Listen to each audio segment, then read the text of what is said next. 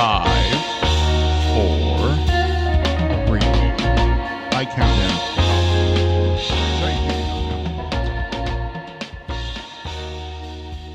Good morning, good afternoon, good evening, good whenever it is you're tuning in. Welcome back to Ticket Price, the only show on the internet that asks the question that matters. Are these movies worth the ticket price? In other words, are they worth your time and money? With you as always, my name is Jake, co-host and voice of the show. With me as always, co-host extraordinaire and the only man who thinks Skyrim is better than Oblivion. Tevis at Master Control. Tevis, how are you, sir? Well, since I've never played Oblivion all the way through, well, not even all the way through, I think I walked around for a while and got killed by a wolf and got pissed off and quit. That sounds like you. Yeah. That does sound like a Tevis thing. So, yeah. No. My brother tried to get me into Oblivion so bad. And I'm like, no, this is stupid. And then he's like, this is nerd stuff. Yeah. And then he's like, here, try this one. This is Skyrim. Look at this. I'm like, this is the same shit as Oblivion. And then I played it and I'm like, this is amazing. You're the audience that they had to baby down Skyrim's gameplay for. Probably. With each subsequent release, it just gets a little more watered down. Yeah, and I think I got every single release. I've only bought it. Skyrim. Yeah. Maybe 7 times. You're the problem. Todd Howard knows he'll just keep making money off of you. He's like, Tevis will give me money. Yeah. They'll release a copy and it just says updated leaves. Yeah. I'm like, yes, I'm buying that. It looks beautiful. No, Oblivion, the story is better. The side quests are better. The guilds are better. I'll tell you right now, we need to get you playing Oblivion and just get you into the Dark Brotherhood. That sounds evil. I don't like that. Yeah, but you love horror movies. Yes. Yeah. No, we need to get you into the Dark Brotherhood. With it being remastered on new release, I might. You won't play it that far. Try. You won't get that far in without help.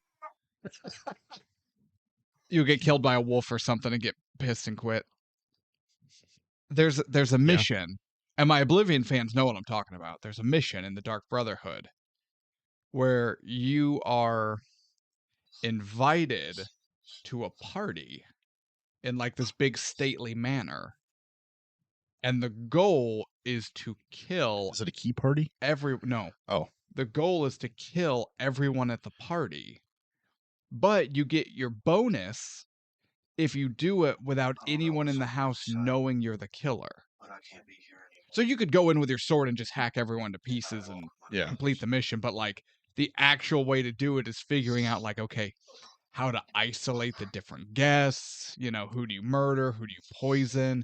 You can talk to people and get them pitted against each other. Oh, that's cool. It's really sweet. Like Hitman style. Yeah. Okay. It is. I hate Hitman. It's more of a puzzle game, but and I get where you would probably struggle with puzzle games. Yeah, that hurts my brain. Shocking. No, Oblivion's better than Skyrim. Okay, I'll check it out when it's remastered and released. Now, today, episode 90. Also, we'll have to come up with top 10s after this episode, which I didn't even think about until right now. Okay. More work for me to do. We all know you do your top 10s the day of. I do them as we're talking about. Yeah, you have. So stay tuned for more top 10s. We're not talking about video games today. We are talking about wrestling. Hell yeah, and we actually are talking about wrestling. Yes, because we are reviewing the 2023 biographical Pick the Iron Claw, the Von Erich story. Which means we can actually talk about wrestling because this is a wrestling movie. Hell yes. About a wrestling family. Hell yes. The wrestling family or just one of the wrestling families? I think of the Hearts personally when I think of wrestling families. That's my go-to. But then again, I think we were more of a Northeast influenced audience, and WWF and WWF and now WWE always had that long-standing relationship with the Canada promotions. Whereas, like, if we were Southern Yeah. and we were more influenced in, like, Southern territory wrestling, it would be Von Erichs, but... Yeah, and I don't even remember Kerry when he was in WWF. It's because he wasn't Kerry Von Erich. Yeah, that's right. He was Texas Tornado. He was the Texas Tornado. Stupid. God, Vince McMahon. Has Vince McMahon always been terrible? I think he has. Yeah, yeah. I think so. Like, just not very good at his job. Yeah. I was watching a YouTube video of oh my god, who was the wrestler? Shit, I can't remember. Anyway, it was his podcast that he was doing. But he was talking about the time Vince McMahon was walking around backstage, and they made it a bit where he would say, the N-word. Yeah. Yep. And I'm like, why? I don't remember that. I vaguely remember that. Yeah. Just like, who thought that was a good idea? Vince McMahon. Yeah. One person thought that was a good idea. Unfortunately, that one person did whatever he wanted. Yeah.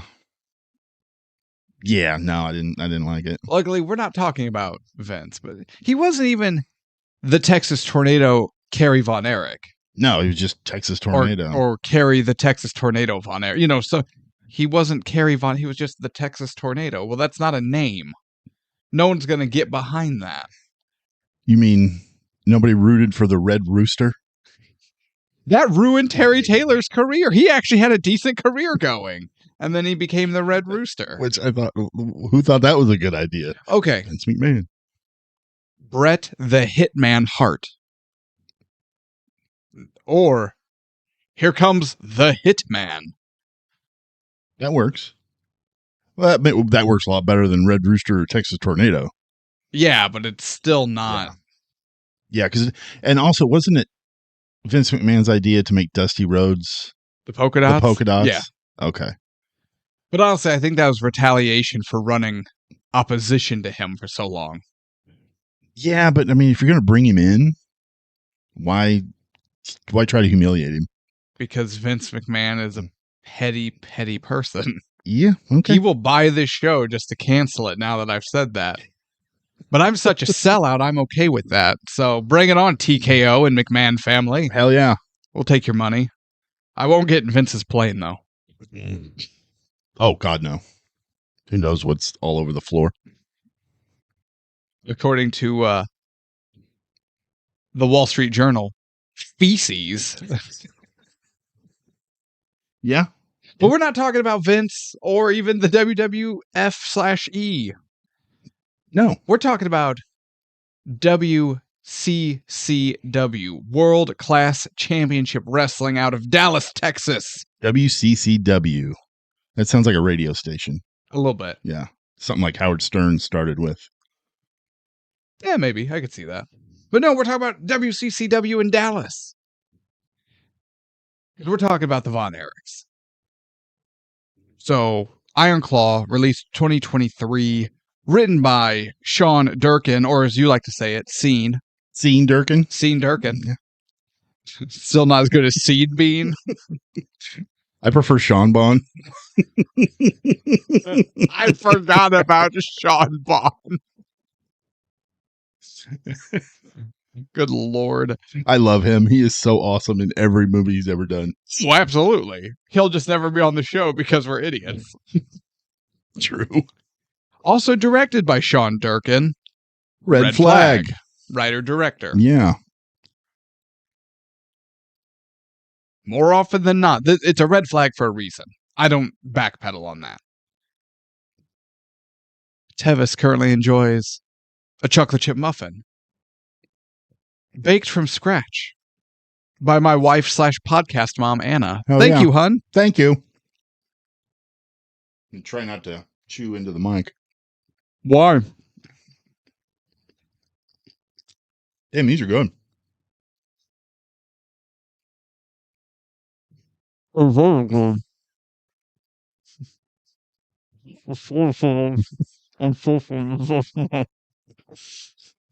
We're experiencing technical difficulties. Where's my phone? Where's my phone? We will return to your scheduled programming shortly, or we are currently experiencing technical difficulties. Alexa, call 911.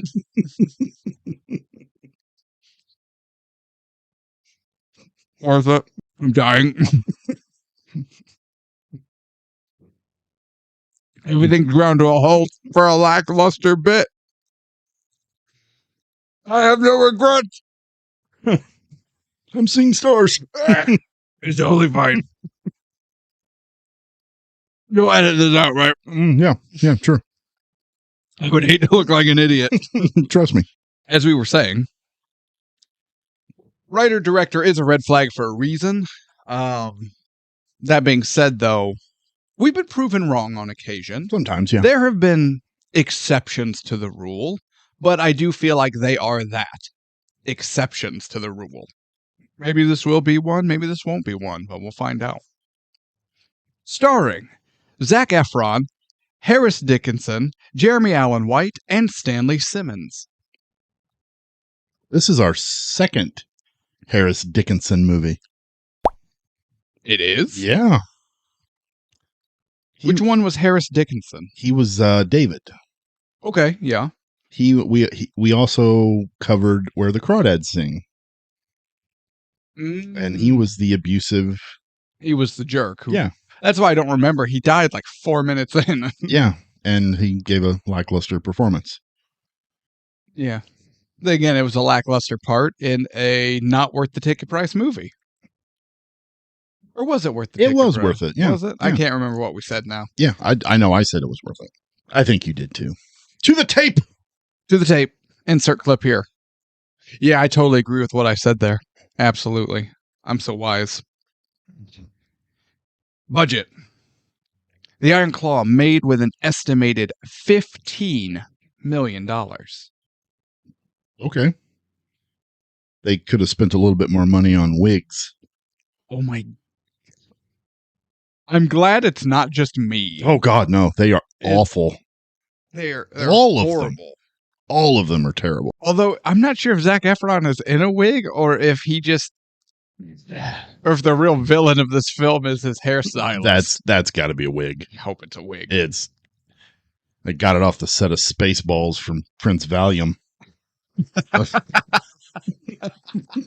Looks god awful. Looks like he's about to go fight Skeletor.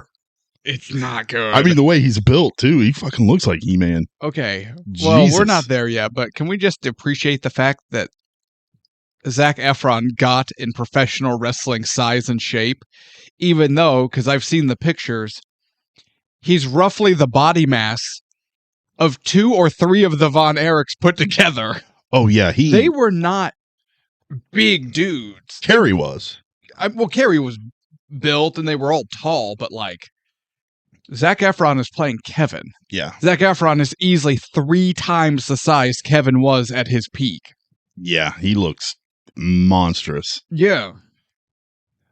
You're right, Carrie had good size. Yeah. David was never No, he was huge. just super tall and They were all lanky. just tall and I mean they were very athletic and in good shape. Yeah. But they weren't. Yeah, they weren't like Carrie. Scratch Lunk's back. Lunk can't reach. That is one of the main criticisms I've heard of this movie. Is how big Efron was? It's that, and it's like, well, Carrie portrayed by, oh my gosh, I forgot his Jeremy name. Allen White? Yes. He's not as tall as Carrie was, or as big as Carrie was, and, you know. Get over it. Yeah. I'm That's like, not important. just, yeah, please. Because honestly, facially and with his hair, he probably resembled the most of who he was portraying. Yeah, and Harris Dickinson looked like David as Yeah. well. But yeah, if you're going to make that the main criticism, but I heard it I listened to Jim Cornette. He dogged on that. Yeah. And I get it. He knew the guys. So you kind of want them to look like the people you knew. But Yeah, but at the same time, it's a movie, Yeah. and you go with who fits the part, and they're not going to be one-for-one clones. Exactly. And then the other person was, Kevin Nash. He was dogging on that. I don't care what Kevin Nash I thinks. don't either. Learn more than 6 moves, and we'll talk. That's the 6? Well, if you count his hair flip. There you go. No, I mean, I understand it, but I don't. I'm not the audience member that's going to get hung up on that. No, me either. I'm going to joke about how big Zac Efron is compared to the Von Erich. Yeah, that's not going to be because he's huge. That's not going to be my main deciding factor on whether the movie's good or not. No. So, worldwide gross. I was surprised by this figure. Okay. Worldwide gross of $45.2 million.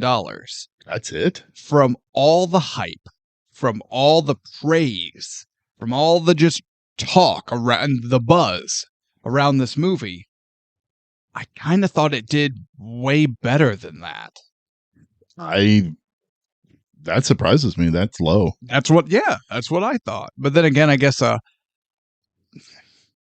wrestling biopic is probably not going to attract mainstream audiences, let alone a wrestling biopic over names that have not been in the forefront of anyone's mind in 20 years, 30 years. I could see that. 40 years? Well, early late 80s. Well, I'm thinking Texas Tornado Kerry. Like, when did he win the Intercontinental Championship? I want to say that was like 89, 90. Yeah, it was at SummerSlam. I know that. Because wasn't Ultimate Warrior world champ at that point? I'm not sure. Because I think even in the movie, Fritz, they got a little line in there digging at Ultimate Warrior, which I'm okay with because he was terrible. Well, he died in 93. Right. But, I mean, given the circumstance of his death, it's not important. The WWF at the time, from 90 to 92. So, yeah, that would have been the last time the Von Erich name was mainstream, and even that has an asterisk on it because he wasn't Von Erich, he was Texas Tornado, and that's dumb, but here we are. Yeah, it looks like 90. He substituted for the injured Brutus Beefcake and defeated Mr. Perfect to win the Intercontinental Championship. So you mean Brutus got injured and then a good match happened? Yes. Because nobody wants to see Beefcake do anything. No. Except maybe have another parasailing accident. Jesus Christ. Oh, sorry. Well, we're not talking about Brutus Beefcake. Thank God. When do you think his movie's coming out? Direct to Netflix. Netflix Steve! But no, so Worldwide Gross, I was surprised for sure.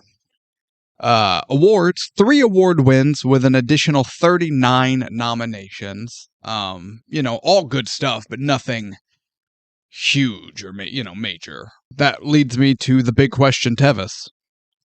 What is your history with the Iron Claw? When I heard that this was coming out, I was kind of excited because I kind of knew about the Von Erichs, not a whole lot.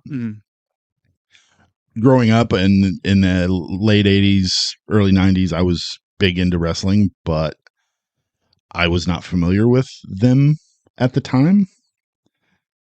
But, I always would go through wrestling magazines and read different things, and they were always either on the cover or, had a big article in their magazine. So I was excited for this, but I knew that this was one of those movies that was going to just try to make me cry. And yeah, you're not wrong. I was prepared for that. But I missed it in the theater. It wasn't here very long. I don't think it was in the theater very long at all. I don't remember it being in the local theater. But when it came out on Blu-ray, I was like, screw it, I'm just going to buy it. bought it, I watched it, and that's it. I mean, when we pulled it out of the hat. When I watched it the first time, I was like, okay, that's a movie. Mm-hmm. Nothing really blew me away. And yeah, I just watched it the one time and never had any reason to go back to it. And then, yeah, like I said, we pulled it from the hat. So here we are. What's your history with the Iron Claw? I've seen it once prior to watching it for the show. And I believe it was at the request of my wife, who was like, oh, yeah, we should watch that. I said, okay. Okay. I was like, yeah, I'll watch it. Wrestling movie. Oh, yeah. And then I was telling her about like the Von Erichs and stuff. And, you know, we got into it and I watched it. I was like, I enjoyed it. How do I put this? I do think you're right. It's one of those movies. It's like, oh no, this is one of those biopics that their goal is to make you cry. Oh, yeah. But also, given the subject matter, it's not like they could go any other direction with it. That is true. Yeah, you're not going to have a comedy. Yeah. So, yeah. Although I get a little nervous with biopics when the subject or some of the subject is still alive. Yeah. Because then it gets what I call the Bohemian Rhapsody syndrome. Yes. Yes, it does. If you don't know what I'm talking about, you know, the Queen biopic, Bohemian Rhapsody, which I enjoyed. It was fine. Yeah. But they also go really out of their way to paint the deceased Freddie Mercury as the one who was partying hard and out of control and really leaning into that rock star life. And then all the other band members who are definitely still alive are all like squeaky clean little altar boys. Yeah. Bullshit. And honestly, I'm kind of pissed at them for that portrayal. Now the Elton John one is really good. Never because watched Elton it. John, it's a good movie, but Elton John is also very open and honest about his demons. And so that comes through in the film and it gives it a lot of credit, you know. But no, the Bohemian Rhapsody where it's like, oh no, it was all Fred. It was all Freddie. That guy was out of control. We were on time. We didn't make any waves. We weren't. I never missed a note when we were playing live. Yeah, because drugs. What is Cochan? What is Do I don't even like Coca-Cola. I don't know what. I'm not a soda drinker. Yeah. Blow it out your ass. So I take biopics as movies. I don't look at a biopic of any subject. I don't care if it's about a family, about a person, about an event. It's a film. It's made to be dramatic. It's changed in a lot of ways. So going into all of them, I'm just like, this is probably has about this much truth and the rest is just dramatic bullshit.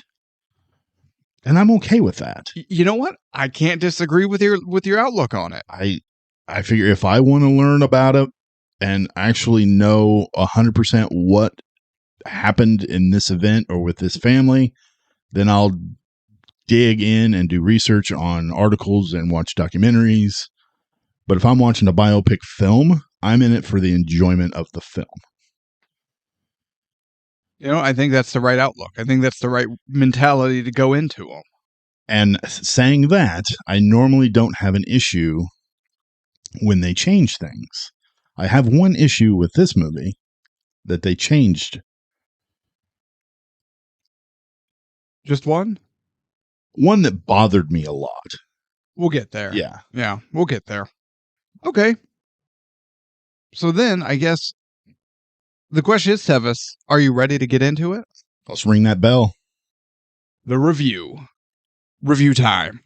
Movie opens, black and white, as we see a wrestling match happening, and in the ring, It's just the intensity of Fritz von Erich, the father of the von Erich family, Fritz von Erich's face as he stomps his opponent into the mat. And honestly, on this second watch, I appreciate this opening even more. Okay. Because maybe I'm looking too much into it, but it's just Fritz. It's his intensity as he's working hard, but he's just stomping. He's ruthlessly stomping on his opponent. And I couldn't help but feel like that's also how he handled... let me put it this way. That was also his parenting philosophy. Oh, yeah. Was stomping and grinding. And so to me, this opening was very appropriate. Foreshadowing. A bit, yes. Yeah. But, we also get a decent little glimpse of a Fritz match as he locks the claw on. And the act, Hoyt, is it Hoyt? Holt McCallany? Yeah, that sounds... Yeah. He's so good. I really enjoy this guy. I've only seen him in one other thing. And it was Mindhunter. Mindhunter. Yeah. And that I only watched like maybe 4 or 5 episodes of that. But he was really good in that. Yeah. Anna and I are still waiting for, season 3 or something? Come on, guys. I need to finish watching it. It's really good. I did enjoy it. I just, for some reason, stopped watching it and I just never got back to it. Yeah. So, but that was our introduction to him, too, was Mindhunter. Yeah. And he's great in that. And he's great in this. I agree. And then we also he talks about, so after the match, he meets up with his wife. Oh, yeah, he does. I'll let you take it from here. Moira Tierney. My face itches. Dang. She's so awesome. She's fine. What's your mouth? She's playing the exact same character from Liar Liar. No, she's way worse than this. I mean, yeah, but like her acting style is just meh. Once we get into it later, man, she does a fantastic job. Yeah, she's a movie star. She can't act. She has one type of act, and it's dry, and it's borderline Brie Larson. Oh, you watch your damn mouth, sir. But Fritz meets up with his wife, and I guess it would have been Kevin and David, the boys. Yes. But we get a peek into Fritz's mindset as he talks about what it takes in life, in the wrestling business, and anything. You've got to be the strongest. You've got to be the toughest. You've got to be the best. You've got to be the hardest worker. Yeah, and he preaches that throughout this entire movie. Almost to the very end credits. And he's touching on some really important virtues and values. He's just maybe arguing that you could take it too far. A little bit of like with anything, even good things taken to an extreme become bad. He's a little bit toxic. Yes. Yeah, I agree. So, movie, flashes forward. Go ahead. Were you aroused by Moira Tierney? No. No, aroused by Holt. A little. Okay, me too. Were you not upset that they didn't touch on it, but were you surprised that they didn't touch on the fact that his character in the ring was supposed to be a Nazi sympathizer? No. In the grand scheme of things, it's not a Fritz movie. It's honestly not even a movie about their wrestling personas. It's a movie about the family and the family tragedies. So no, I don't think that's needed. I just wish they would have. He would have thrown talked about a Heil. No, No, we don't need any more of that. You know, when you're right, you're right. I just wish they would have touched on the reason why they changed their names from Atkinson to Von Erich.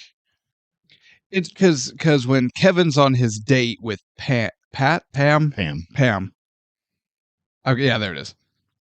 He mentions how for wrestling, his dad Fritz changed his last name and the family last name to Fritz's grandmother's last name. Correct. Of Von Erich. But yeah, the reason was he wanted to portray a bad guy in wrestling, and his character, Fritz, was a Nazi. Yes. But no, I don't. Okay. Again, that's one of those things I think, if you're really interested, if this movie makes you interested in the Von Erichs and their story, then cool. Now you can do your homework and read the books and look into That's it true. and learn more into how far Fritz was willing to go. I think if they would have touched on it, then that kind of would have painted Fritz in a worse light than he was already portrayed. Yeah.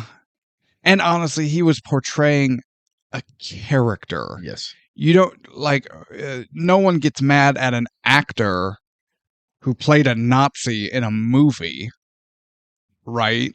Like, no one's pissed that Liam Neeson was Schindler. Yeah, but okay, at the time,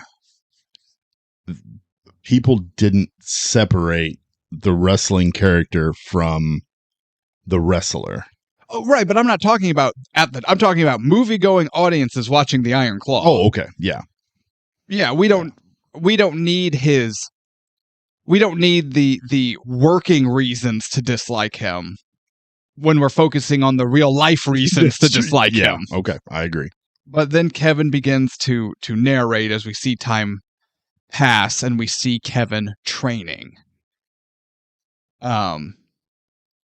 And he mentions the family curse. People always said my family was cursed, and I never believed it. Yeah, isn't this a voiceover? Yeah. Yeah. Okay. As we see Zac Efron getting it. Yes, he is. My God, I got tired watching him work out. I did too. I had to take a nap halfway through the movie. I was so exhausted. It was all I could do. I took a nap halfway through the movie, but for different reasons. Oh. But then we get to see Kevin in a match. And again, it's cool. It's very well shot and very well choreographed. 2 questions, though. Did you recognize who Kevin / Zac Efron was in the ring with and who that person was portraying? It wasn't the Sheik, was it? It's the original Sheik, not the Iron Sheik, No, the original Sheik. Yeah, that was Chavo Guerrero. Jr., yes. Yeah, he was the one who... He choreographed the entire wrestling stuff. And if you go into the making of this movie, it's actually really cool because he taught the actors how to wrestle and then made them put on a wrestling match, calling spots in the ring like you're supposed to. Yeah. They had to do a believable, passable wrestling match in order to get greenlit from him that they're ready. And honestly, it shows a lot through this that they are not great at it, but they're good. And I think more important than their skill at it, they're portraying the Von Erichs, which you talk to any wrestler from that time. And I think even more so now, they loved the business. And more importantly, they respected the business. What it is, what it isn't, what you talked about in public, what you could talk about with the boys in private. Yeah. They respected the business and its secrets. And Chavo worked that into these actors. So then when they are talking about it, there is real reverence. Yeah. In their performance. Even if they're not huge wrestling fans after filming the movie, they at least get it. You can't fake that. No. No. And how cool did Zac Efron look jumping off the top rope? Oh, his flying crossbody looked great. Yeah, it was awesome. And he could also get up there in under a minute and a half. I'm just saying, if an actor who doesn't wrestle can do it, maybe people who wrestle every week should be able to do it. Yeah, or don't do it. But yeah, so yeah, that was Chavo Guerrero Jr. as the Sheik. Yeah, that was cool. I like that little touch. So yeah, surprise Chavo Guerrero Jr. Did you spot MJF? I did, as Lenny, the tag team partner. Yeah, but he was like Lenny Von Erich. Yes. When they were running out of Von Erich, so they just found a kid who looked kind of like the Von Erichs, and they were like, "Your cousin Lenny" or whatever. Yay, cousin! Apparently, MJF also had an executive producer credit. Oh, really? Yeah, and I saw it, and it's like executive producer Maxwell Jacob Friedman. I was like, cool. Really? Okay. And he had comments because most of his stuff got cut. Yeah. And he had no issue because he's like, it wasn't about that character. Exactly. He's like, what was left was about the Von Erich story and the family and the Lenny or Lanny. No, not Lanny. Lance, maybe. Leonard. No, it's not Leonard. The fake one. Yeah. The fake one. It's not his story. He was a periphery character. Yeah, it was Lance Von Erich. Lance, yeah. So now, cut to the Von Erichs at home, and they're all there except Carrie, because Carrie is still in college training for the Olympics. He had made the U.S. Olympic discus team. Yes. Which is cool. Yes, it is. As long as it's not Olympic walking, being an Olympic anything is cool. You don't like Olympic walking? No. Okay. I didn't even know that was a thing. They really get like their hips in there, and they're just like, oh yes. I was thinking, okay. And I'm going, really? We're giving this person the same medal as the decathlon winner? These are the same thing, guys? They train at the mall. Yeah, let's get rid of it. You know what? The Olympics are too long anyway. Let's trim some fat. Yes. And that's coming from us. And our show is almost all fat. Yeah, let's get rid of that. And let's get rid of that stupid slap fight shit. That's in the Olympics? No, it's just, it exists. It's dumb. Yeah, but Dana White wanted to create a sport that legitimized how he treats his wife. Well said. He's not committing acts of domestic violence. He's training. Yeah, he's training. His wife just doesn't know it's happening until it happens. Come here, honey. I got to warm up my pimp hand. God. The people who participate in tangent, small one. People who participate in that and also watch that are human waste, right? Oh, absolutely. Okay. Yeah. I've seen the clips and I just go, why? And I like professional wrestling. I like MMA. And I'm now going, let's put the brakes on. Let's pump a the little brakes, bit. guys. What are we doing? Yeah. I enjoy a good monster truck from time to time. Yeah. But this, it feels icky. There's just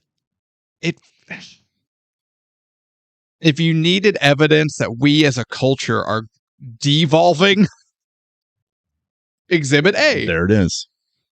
But the rest of the family is around the table having dinner or whatever.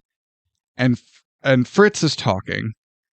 And I have in my notes, oh, look, new nominees for the Worst Parents Award. Oh, absolutely. Because Fritz very clearly makes a comment about, well, everyone knows Carrie's my favorite, then Kevin, then David, then Mike. But the rankings can always change. He is making his sons compete for his love and attention. Yes. What a dick. Yes. And then he gets on to Mike because he's not bulked up enough. You got good size, or you have good height, good size, but you need more mass. Yeah. And he goes, Mike doesn't want to wrestle. Yeah. You need to figure out what you want to do, except you have to wrestle. Mike. He doesn't want to do that. He wants to be a musician. You need to figure out what you want to do, except for the thing you've decided you want to do. Yeah, I don't approve. Yeah. Like, shut up. He wants to be a musician. He's good at it. Yeah, because he knows like 6 instruments or something. Yeah. He and his friends got a gig. They got a band going. They got a gig, and he's getting paid for it. But then even the mom won't let him go because it's at a college. There might be drinking there. Or whatever the issue was. Yeah. So both of them are very terrible. Well, and the mom, Maura Tierney's, I can't remember her name. Doris. She doesn't feel like a mother. No, she's just kind of there. She's Fritz's wife. Yeah. Well, yeah, I mean, but she really doesn't have much of a say. But that's what I'm saying. She doesn't feel like Kevin's mom or Mike's mom. She feels like Fritz's wife. Yeah, because there's a part where Kevin goes into her bedroom to talk to her.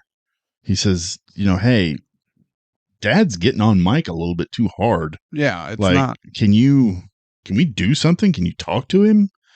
And she just dismisses it. And she's like, nah, you work it out with your brothers. That's what your brothers are for. I'm like, are you just spitting out kids so that they can parent and you don't have to? Basically. That's what it felt like to me. Yeah. Are we just going to go ahead and let them win the 3rd worst parents award? Oh, absolutely.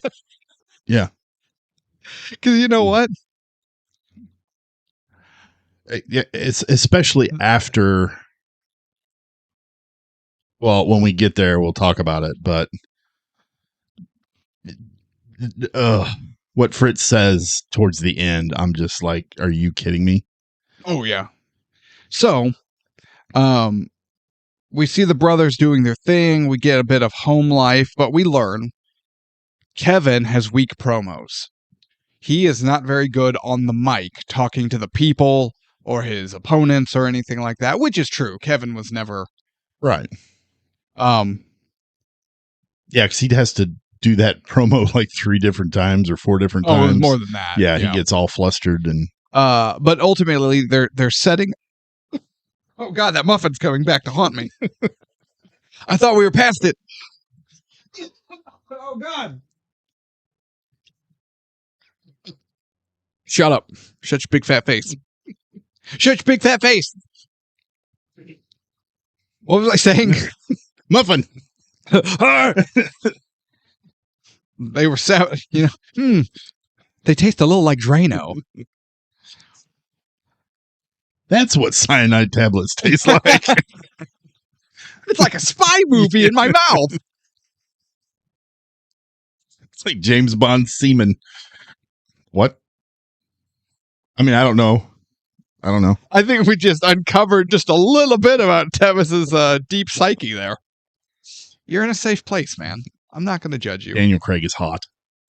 Oh, he's a very attractive man. Yeah. Especially in the Casino Royale when he comes up out of the ocean with those shorts. I haven't seen it, but... Oh, you haven't seen Casino Royale? I've not seen, in any form of entirety, any James Bond movies. Oh, okay. I'm going to put them in the hat. Okay. We'll definitely put Casino Royale. Anyway. Well, no, don't we have to go in order? No, it doesn't matter with the James Bond movies, except... That's true, it doesn't. No. Wait, does that mean we could have Mad Max, or I'm sorry, we could have Road Warrior and Fury Road in the hat simultaneously? Absolutely. Where's my pen? Hat's over there. Make a shot. Boop. So Kevin, terrible on the mic. Well, we learned that David makes his in-ring debut as Kevin's secret tag partner. And now we get David in the ring. And David can talk. Yes, he can. He's the promo cutter. But now we have the Von Erich tag team. And so the ball is rolling as far as the boys in wrestling. And then it's also when Kevin meets Pam. She is a very self-assured young woman who knows what she wants and she goes after it. And I can respect that. Yeah. Because she's not bitch. No, She's assertive. she is. Okay, this goes for everyone, but I'm going to break it down into male and female. There is assertiveness, and assertiveness can be a positive trait. Most people get assertiveness wrong. And in men, they think they're being assertive when in reality, they're being dicks. And women, a lot of times, think they are being assertive, but they're being bitches. They're missing the mark by going too hard. Yeah.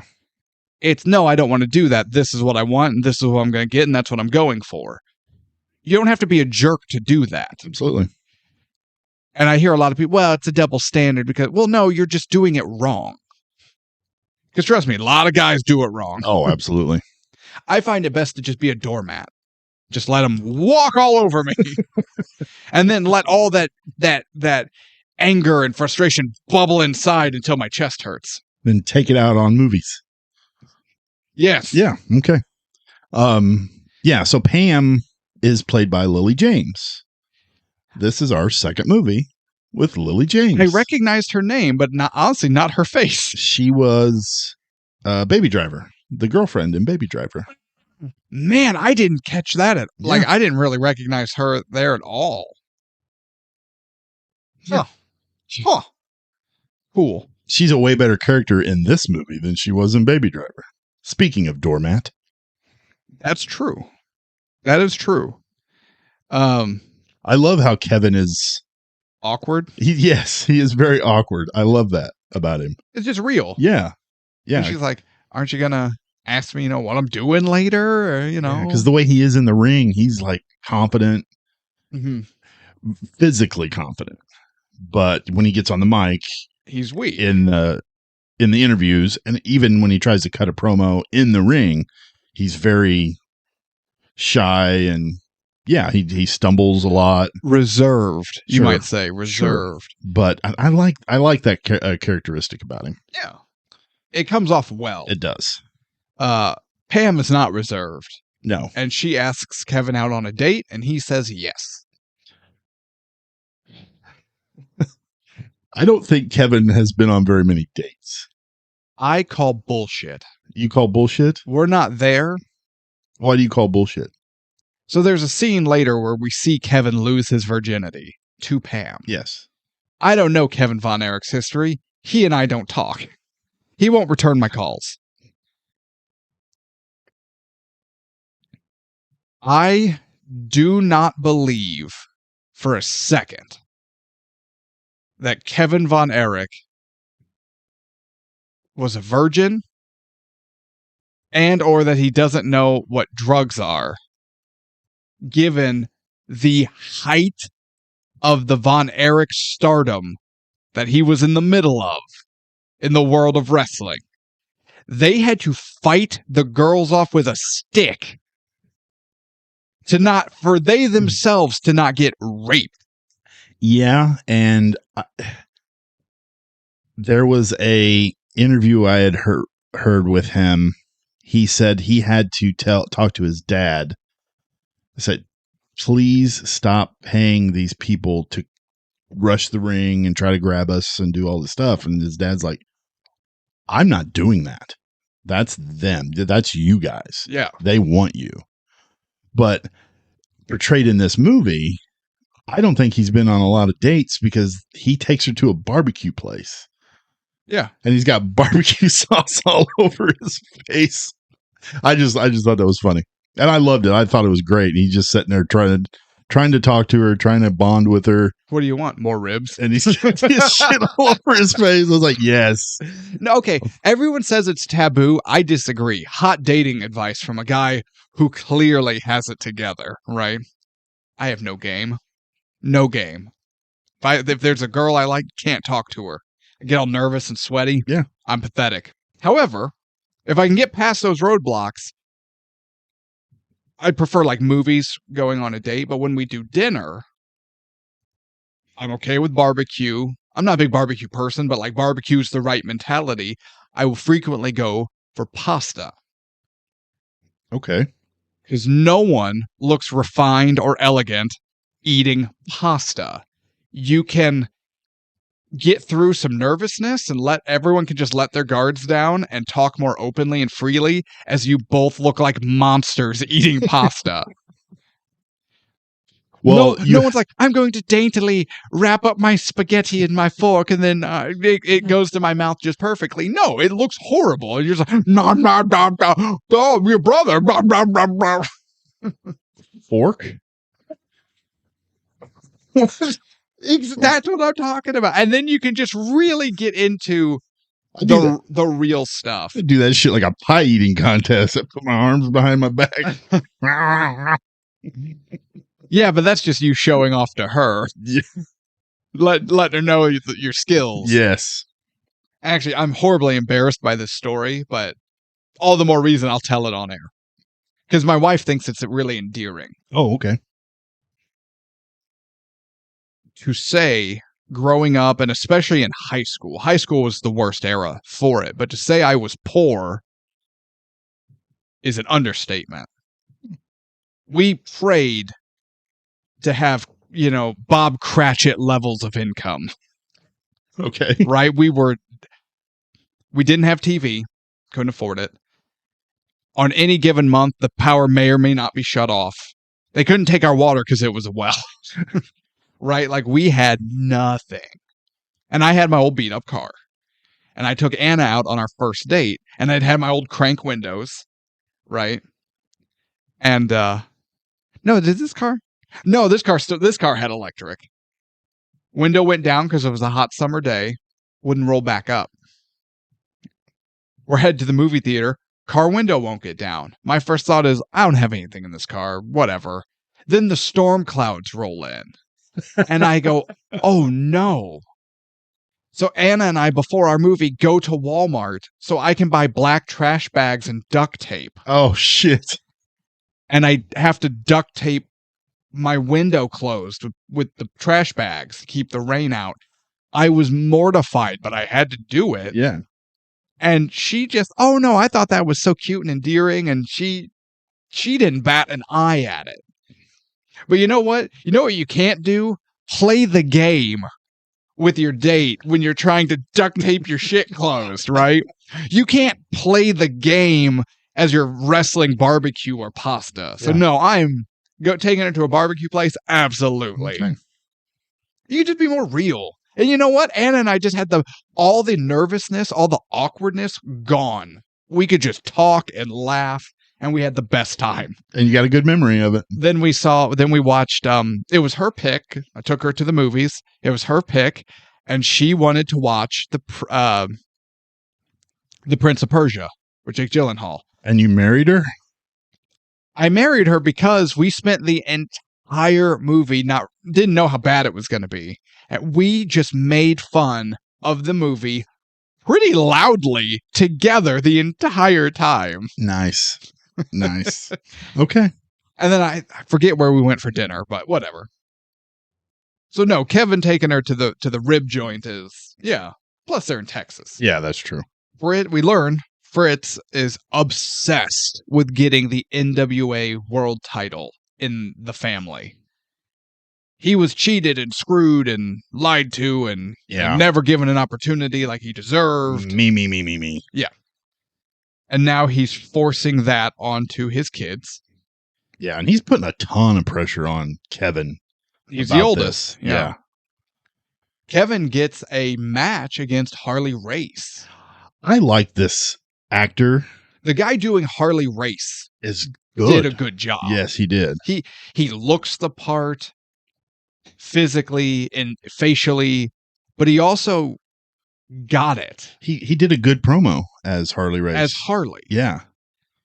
And then they have a match, and Harley was an old stiff, SOB, and that suplex to the concrete. And the one thing during this wrestling match that took me out of it was the commentator, Bill Mercer. Yeah. God, he was terrible. And I understand it's probably of the time. Well, it's not like he was Greaser Bowden or somebody. God. Man, we're dropping hot names like 4 people know. It was Tony Schiavone levels of terrible. Yeah, but at least he was more professional sounding. That's true. That's true. Who was that other jackass on WCW commentator? Tony Schiavone and Oh. God, now I'm gonna have to look that up. I know it was Bobby Heenan for a while. I like Bobby Heenan though. I did like Bobby Heenan on commentary. Really? He always seemed too obsessed with getting his jokes out than like building up the talent. I hated Macho Man No, as a commentator. he needed to be in the ring. Yes. Well, we're not talking about any of that. We're talking about now. Was it the 80 Olympics? That I'm not sure, honestly. Man, but the Summer Olympics are going to be hosted in the Soviet Union.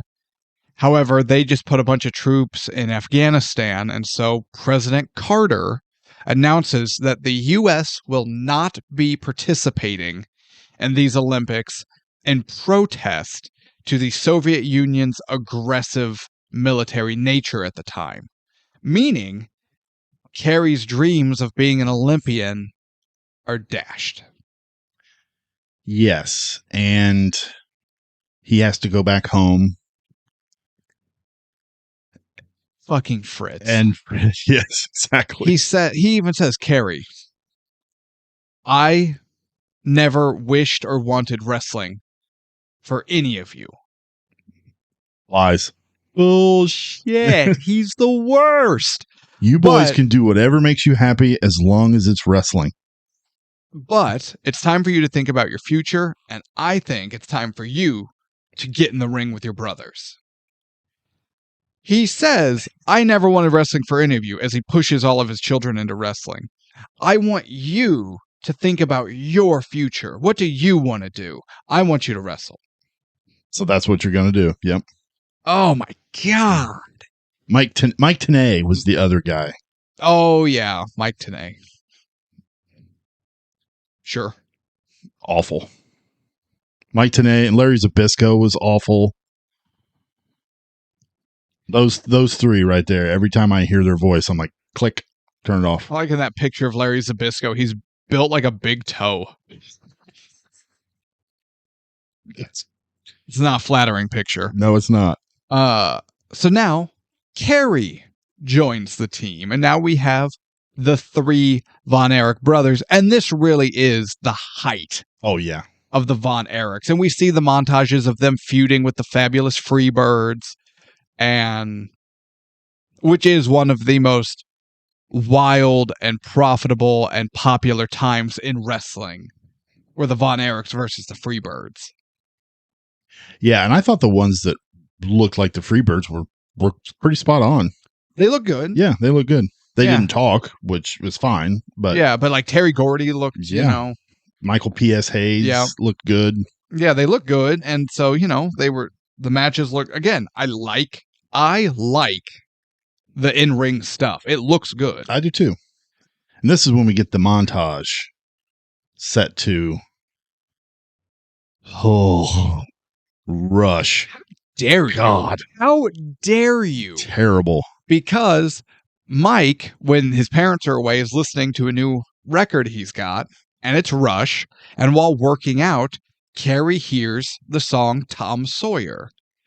And that becomes their entrance theme, because there for a while he was the modern day warrior, Kerry Von Erich, which is also so much better than the Texas Tornado. Oh, yeah, absolutely. If he had come in to Rush as the modern day warrior, Kerry Von Erich, that would have been something you could get behind. Yeah. Yeah, I think so. Someone should do that now. Not Rush. No, definitely Rush. No. Yes. Rush needs to go away. You need to go away. Rush is fantastic. I'm about to play Red Barchetta just to piss you off. But now we get the montage of the three boys again at their height. They were untouchable. They could do whatever they wanted. They could go wherever they wanted. Yeah, and they won. Didn't they win the tag belts? Well, no, they won. They won the 6-man tag belts. Yeah. And I like this moment where they're in the ring celebrating their win.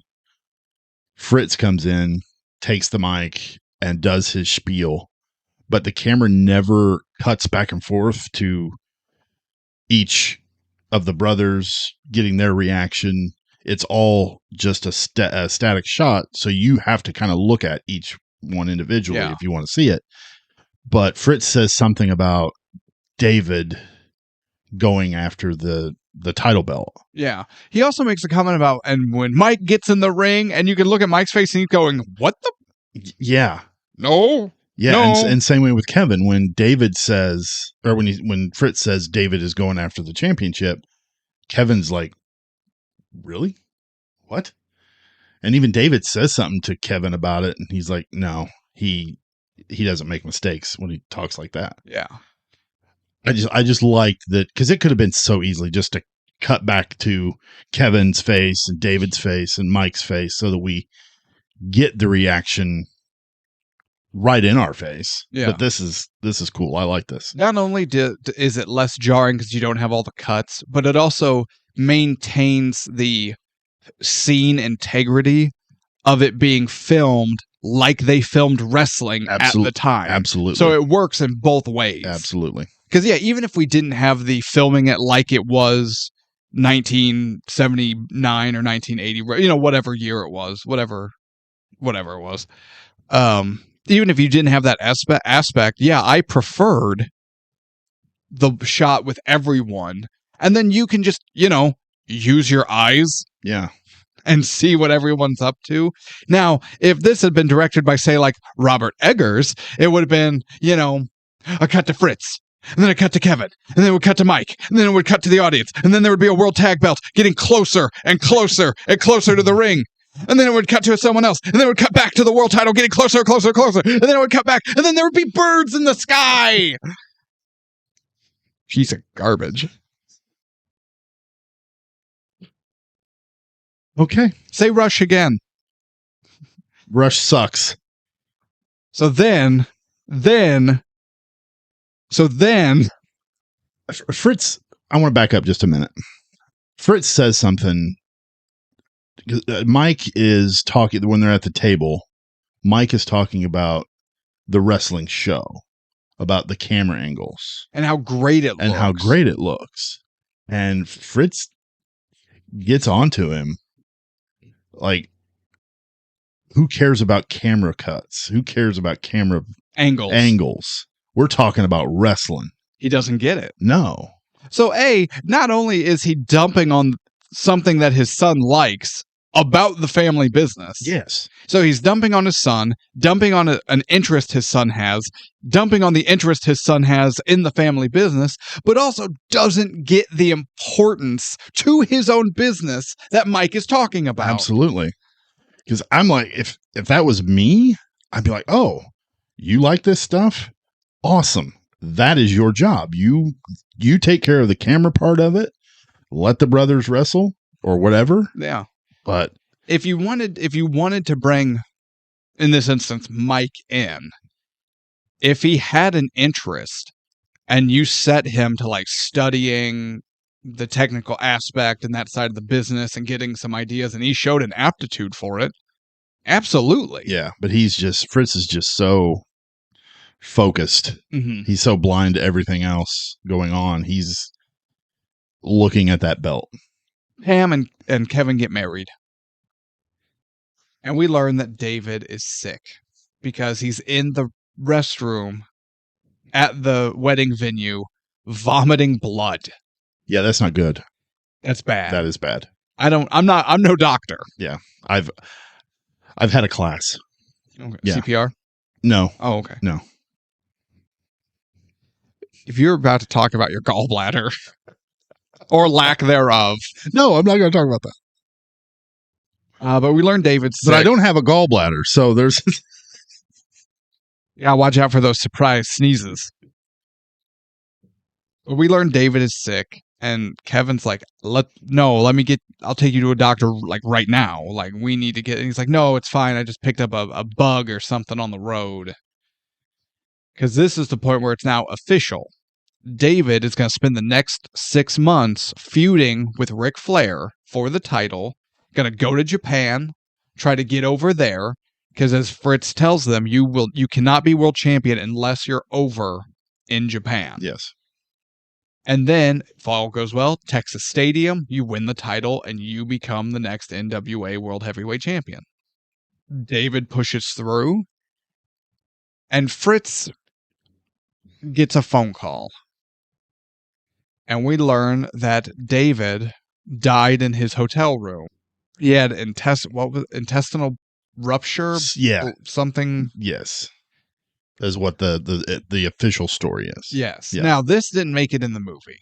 And I don't know if they filmed it. But the real life story I had always heard was it had gotten bad enough that David went to the family and was like, I have to go to the hospital. Something is seriously wrong. Like seriously wrong.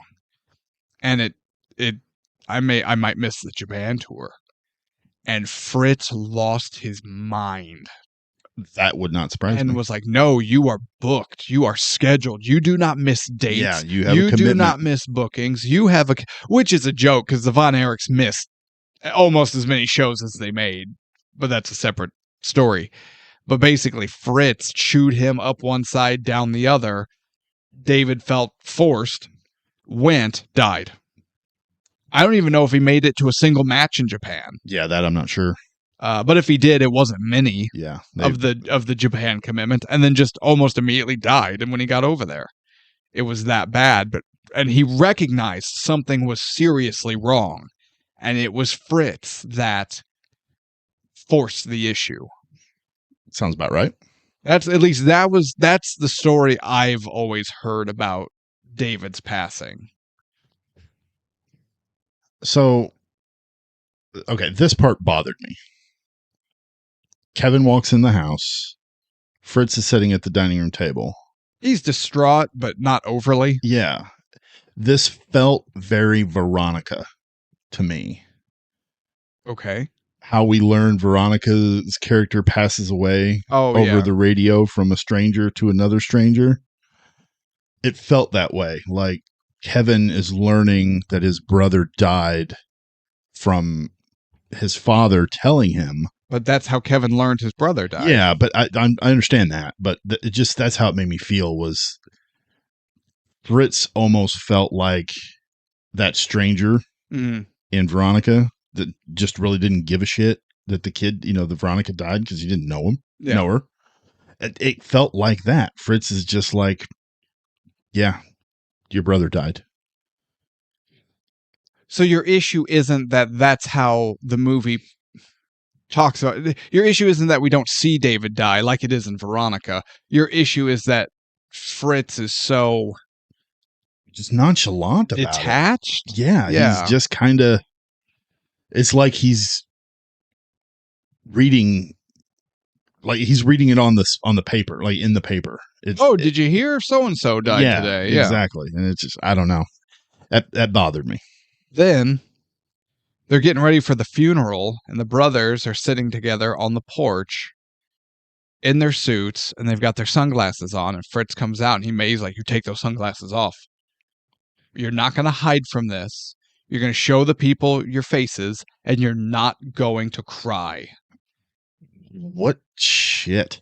He was not going to let them express emotion over the death of their brother. Yeah.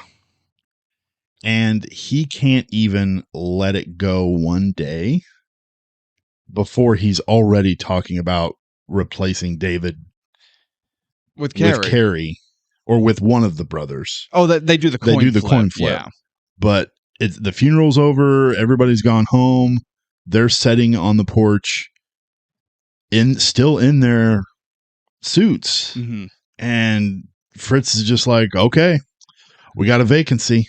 But see, I don't even know if that was after that might have been pre-funeral. It might have been, yeah. I think that was they're on their way to. But I'm just like, God dang, dude. Can you give it 24 hours? Read the room, man. Shit. You cannot cry at your brother's funeral. Yeah. Toxic. But ultimately, they are forced into this situation. But Kerry does take up the mantle as the Von Erich who's going to try to get the title. And then, you know about the wrestling feud between Kerry and Rick, right? Relatively short in the grand scheme of things. Okay. And basically, the feud was Kerry just, no, this is for David. They just sold David's death. Oh, yes. As on TV. Yeah, as the wrestling angle. They had a an angle with that. Okay, I remember hearing about that, but I don't. And then, if we're being honest, the only reason the NWA committee agreed and elected for Kerry to win against Rick was because everyone felt horrible about David's passing. Yeah, it was a pity thing. I could see that. But like Fritz worked it into the main point of Kerry going for the title. So Doris is in the living room watching you know what I'm going to talk about? She's watching Kerry's match against Rick. I hated this. I absolutely hated where this. There's a ghostly apparition sitting on the stairs. So stupid. Watching the match. Well, don't worry. We're about to get something far more egregious than that, if I'm being honest. Yeah, but I'm like, wait a minute. Are we getting a haunted house movie now?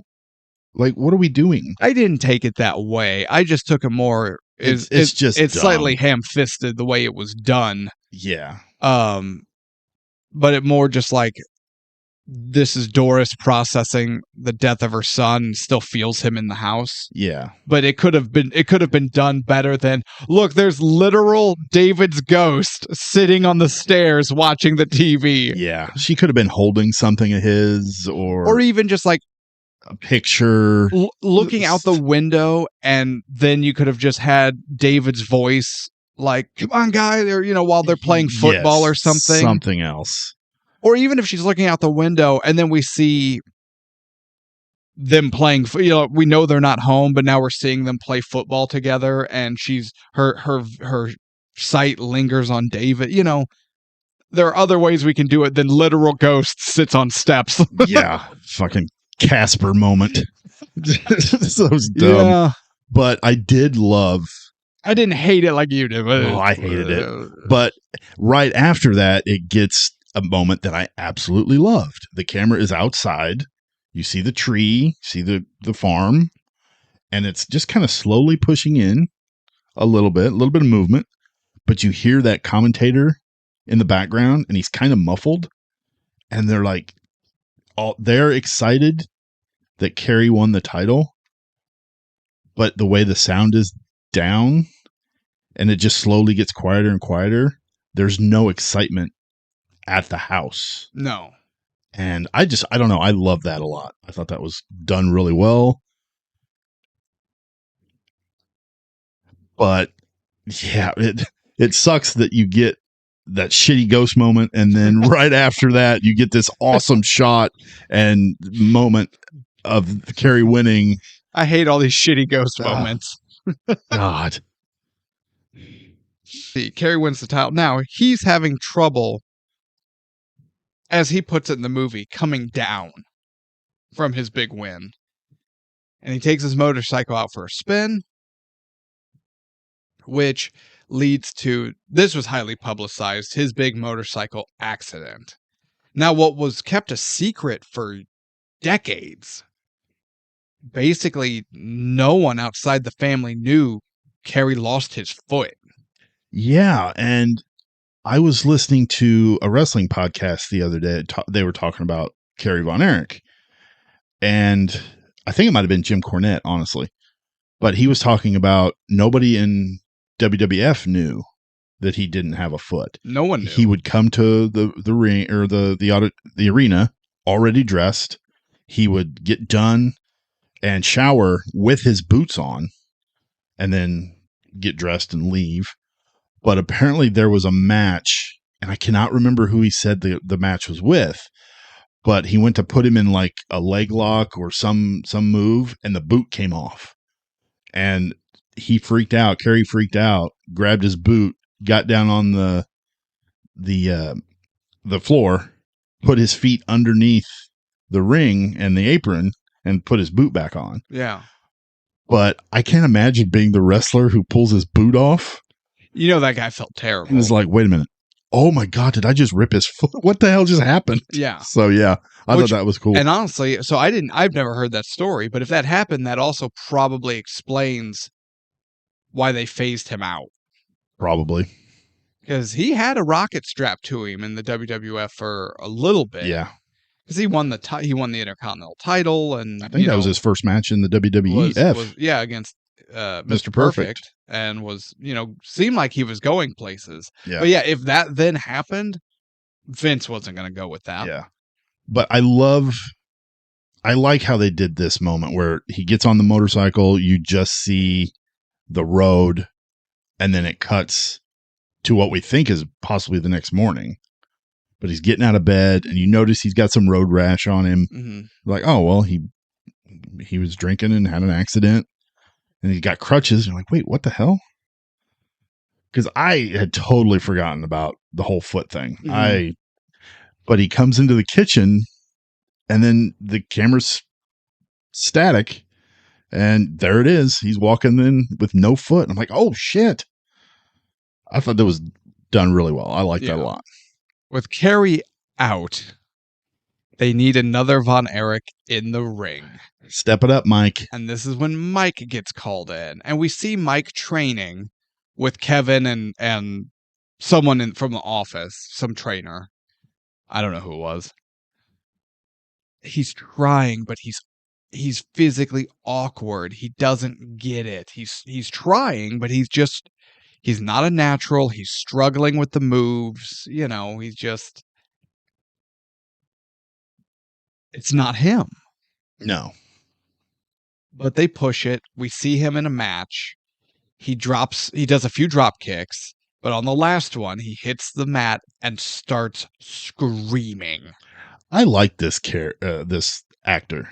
I've never seen him in anything. No, Stanley Simmons. Yes, but he was really good. And he's clutching his shoulder.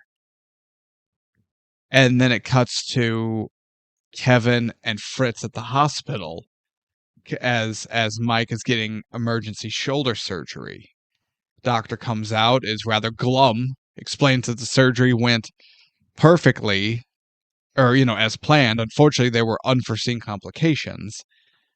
And Mike ended up suffering on the table from what was called toxic shock syndrome, causing him to have like a 107 fever for like 30 minutes. Yeah, that's not good. And that put him in a coma. And, on the bright side, he wakes up from his coma. On the dark side, you can't have a 107-degree fever for 30 minutes. He's It's like that old 80s drug commercial with the egg. This is your brain on drugs. This is your brain. This is your brain on drugs, and it's just cooked. It just cooked the hell out of his brain. Heavily brain damage. Yes. And this is where I like all four of the actors playing the brothers. I liked three of them. Was it David? David. I thought he was fine. He was fine, but compared to the other three. Agreed, but he also had the least to do. Well, I mean, he had the ghost moment. Come on. Patrick fucking Swayze could do it. Doris was making pottery. And then David comes up behind She's trying to paint again, and he comes and takes the hand. Like Egon in Ghostbusters Afterlife. Oh, God. Hot Ghostbusters Afterlife reference. Good Lord. I enjoyed Afterlife. I never saw Frozen Empire. I loved Afterlife a lot, and I was super excited for Frozen Empire. That movie sucks. It's good for like 4 minutes, and where at in the 4 minutes? end. So you have to watch the whole movie to get the 1 4-minute segment that's good. They had to force every single character from Afterlife to be in this movie, come up with just god-awful ways to bring them back. Some of them don't do anything that regards anything to the plot. The laughs are not there. It's terrible. Join us next week for Frozen Empire. Damn it, what were we talking about? the painting. She's taking. Oh, that's right. Ghost David. No, I thought all 4 of them did fine, but post surgery Mike is where I thought Stanley Simmons' acting shined. Oh, absolutely. I was worried when he was sitting at the table for the interview. I thought, oh, are they going to do? Is this going to be like a radio thing? Oh yeah, You know, he was just no, and that's the thing. He wasn't handicapped or disabled, but Exactly. he was very slow and spacey. they could have screwed this up really bad. Oh yeah, Yeah, but I also think it helps that there was interviews and material to go off of. Oh yeah, To be like, no, this is how Mike was after, so they knew where the line was. Yeah. But yeah, no, you're right. This guy does a great job. It's here. like even I don't understand how, but his face changed. exactly. Yeah, It's not makeup. It's not prosthetic. He wore his face a different way to portray the damage. Does that make sense? Do you know what I'm talking about? yeah. Oh no, I get it. Yeah, He was doing such a phenomenal job physically acting. You could visually tell he was permanently changed. yeah. It's phenomenal. It's heartbreaking. But the acting is phenomenal. Yeah, I agree. Mike might be Stanley Simmons might give the best performance in this movie. It's close. It's damn close. It's a battle. But you're right. Zac Efron, Jeremy Allen White, and Stanley Simmons are in a triple threat match for best actor in this movie. yes, absolutely. And again, Fritz Holt does a phenomenal job. I agree. But damn, we see Mike struggling with his day-to-day. Again, it's not like he needs assistance walking around. It's not like he just sits in front of the TV drooling, although he does drool a little. But you can just tell he's different. Yes. And there's a scene where it's more obvious, but you can also tell. But I think what makes it even worse, it makes it better as far as a movie, but it makes the situation worse. Mike realizes how different he is now. Mike is aware of the damage. He's aware of the changes in himself. And we get them on, he's trying to talk to his mom. He's eating. But then we see him up in his room trying to play his guitar. This was kind of hard to watch, honestly. Yes, but in the right kind of way. Yeah, absolutely. There's hard to watch bad and there's hard to watch good. Yeah, this is hard to watch good. You just see it on his face. He's like, I'm done. I can't. He's trying to do the one thing he loved, and he can't. And that's the breaking point. And then we see him go to the bathroom, and he opens up a bottle of pain pills and takes the vast majority of them. Yeah, and washes him down with a beer. Washes him down with a beard, and then just he gets like a sleeping bag and just finds somewhere quiet to relax, for lack of a better term. And he leaves a suicide note that's only like 2 sentences. And for the life of me, I can't remember what it said. Yeah, I don't remember either. Not that it's not like it's this overly important, but it's just 2 sentences of he's done. I think it's important because it's only 2 sentences. Yeah, 'Cause I think the length is important, Yes. but the actual it's not like he had this really insightful no. final, or he wasn't like, and to my brothers, we've let dad run our lives like a tyrant and don't end up like I did because of him. There wasn't that. It Yeah. was just, I'm sorry if this hurts anyone. I think that might have been the first line. Yeah. I'm sorry. I'm sorry I hurt you. I'm sorry if I hurt you. But I can't do this. I can't do this anymore. Yeah, or something to that effect.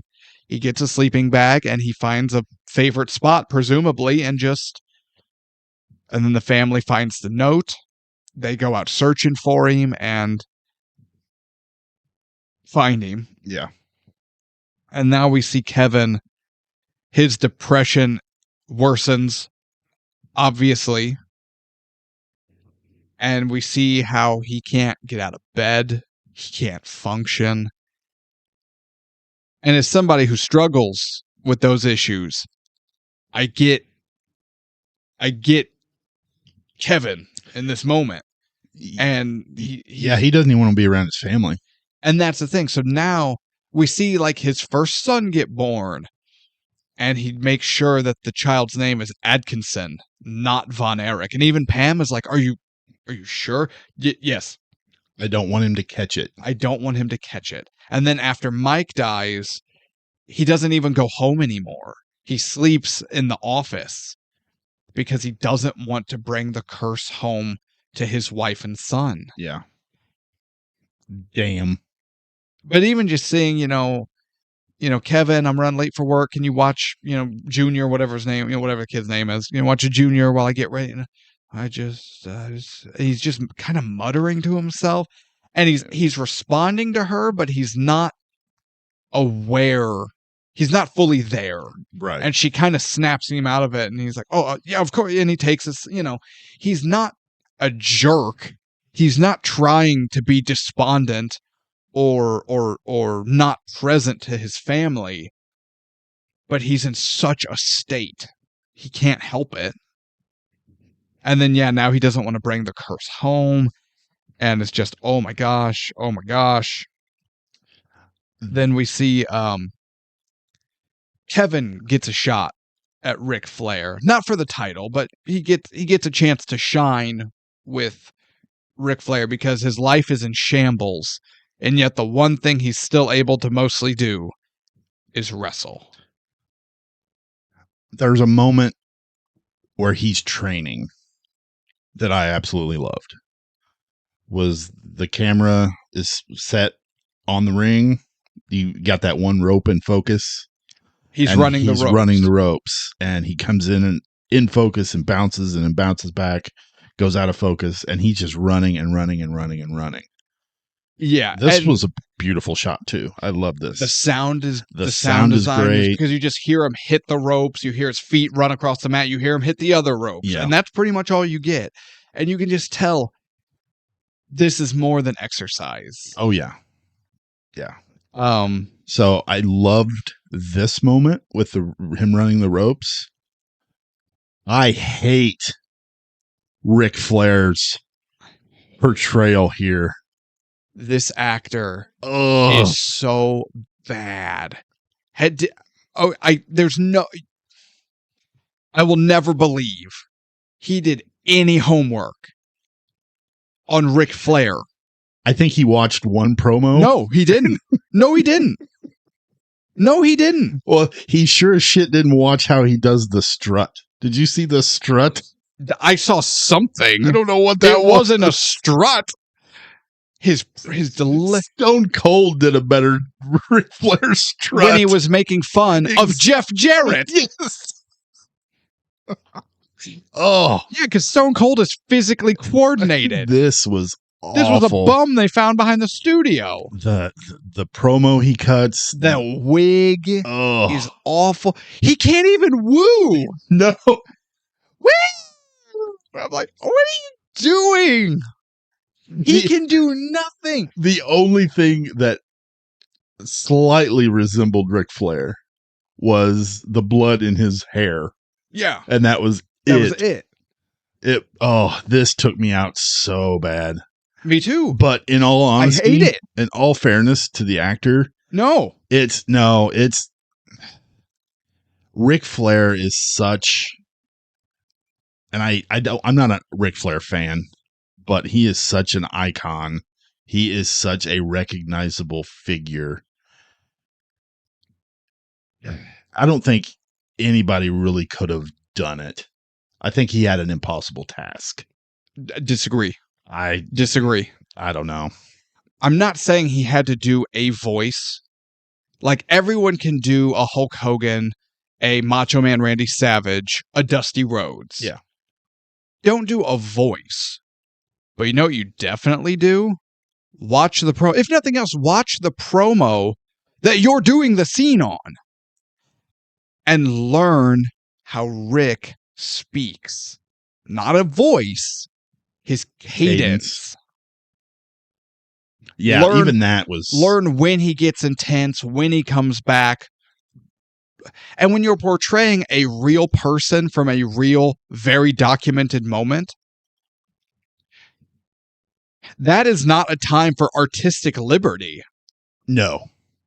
Be the person you're supposed to be portraying. Yeah. This guy sucks. This was terrible. It took me, like you said, took me out of the movie. I was so egregiously appalled. Yeah. And then Anna's just laughing at me because she can see how visibly angry I am. She's like, every time he did this the first time too. I'm like, look at him. It's horrible. I could have done, nay, can do a better job than that guy did. Give me the line. No. Give me the line. I'll do it spur of the moment right now better than that guy. I was throwing up blood watching this. This movie, or this moment in the movie, ruptured my intestines. Yes. Oh, god awful. Yeah, it took me out so hard. Like, the Harley race wasn't perfect, but No, it was. but he had it was good aura. enough. Yes, It was passable. It was believable. You could roll with it. This was a train wreck. Absolutely. The Ric Flair is awful. Yeah, that's definitely the worst part of this whole movie. In my notes, I hate Ric Flair. Or, excuse me, I hate this Ric Flair. Oh, no, I just hate Ric Flair, but I hate Ric Flair now. I've always hated Ric Flair. I just never really understood the hype. See, that's how I feel about Hogan. I get Flair. I was never a Hulkamaniac. Really? I was like, he can't wrestle. He can't do anything. He can wrestle. When he was in Japan, That's true. he was doing shit. He was doing like enziguris, and I'm like, where the hell's this guy? Yeah. But no. Okay, let me put it this way. Rick is a lot of things. Most of them are bad. Rick has never lied about seeing a Make-A-Wish kid. Hulk Hogan has very publicly lied about seeing a Make-A-Wish kid. Oh, Hulk Hogan is possibly the worst in wrestling. I thought you were going to say humanity. He's the worst human being. No, he's not the worst human being.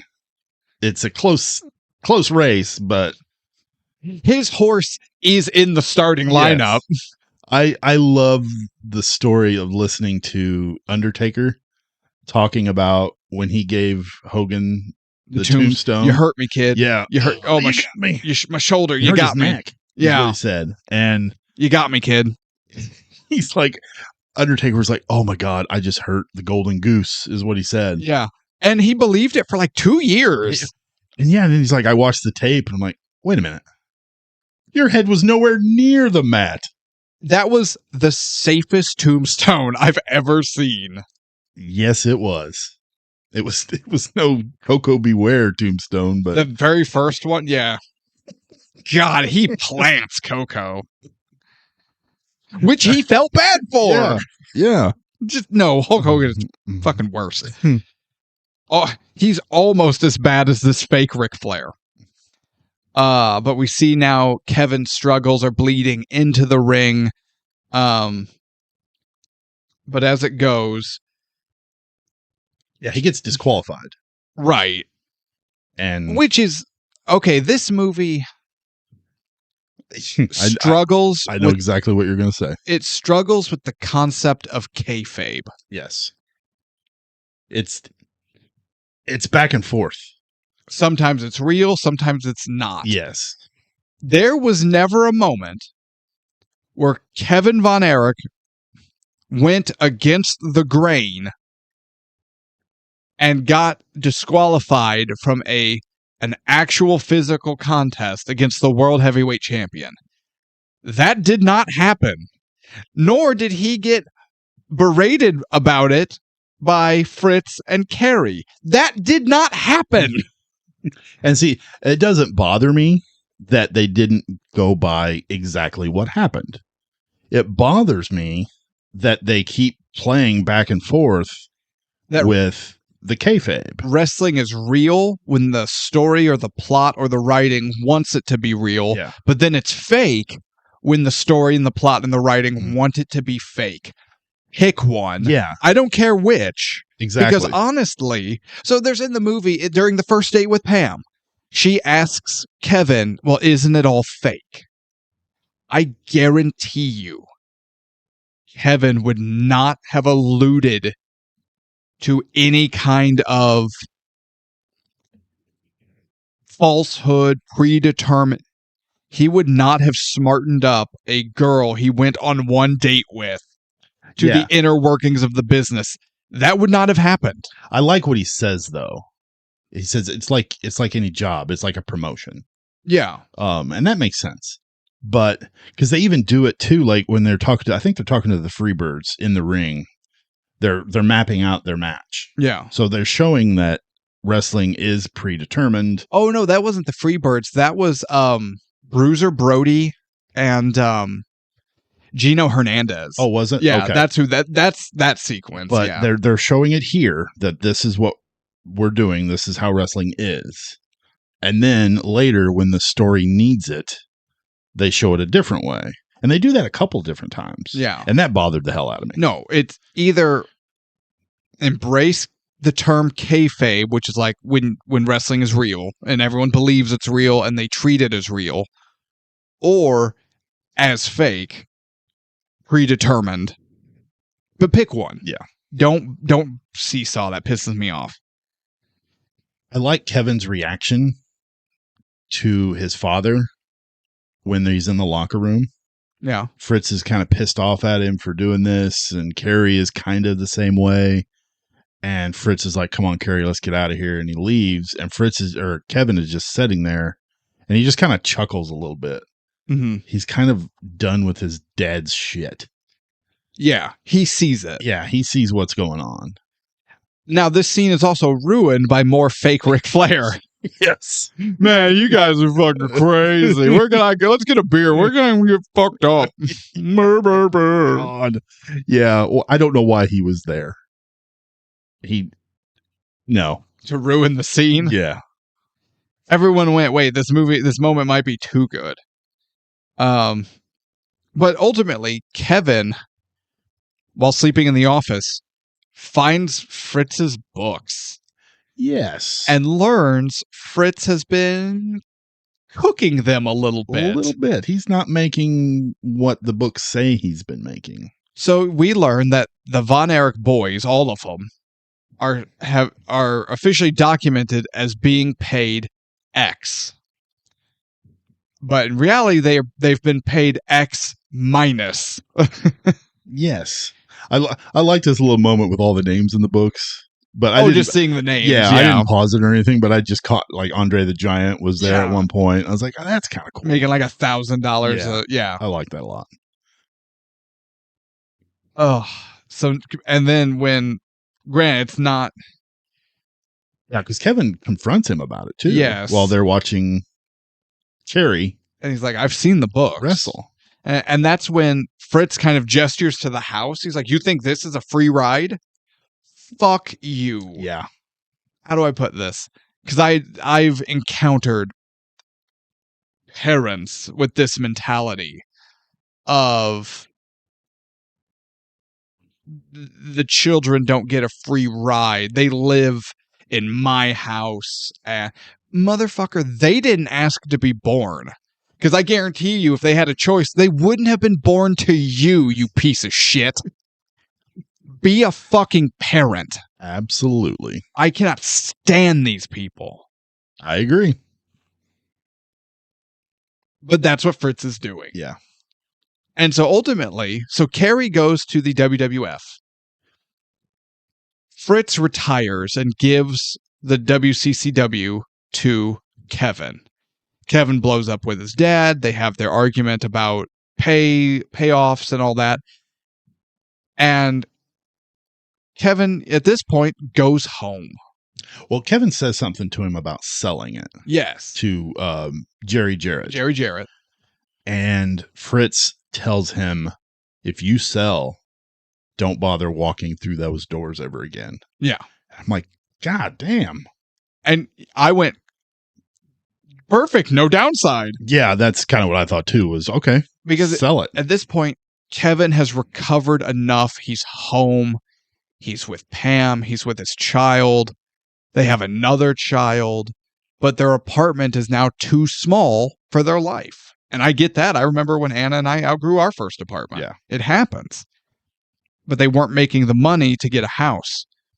And that's when Kevin learns that Jerry has made a new offer, and it's a very nice offer.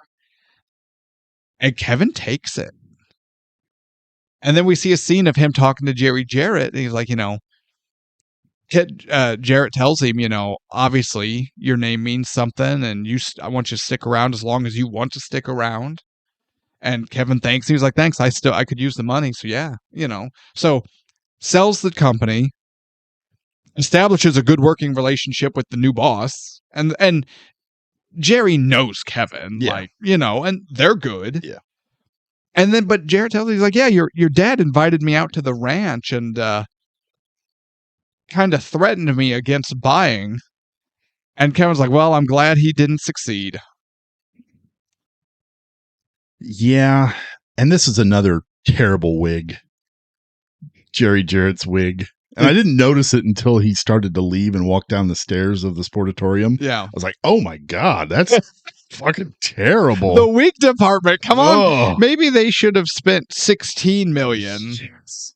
And I mean, there's a lot of time that passes in this story. Mm-hmm.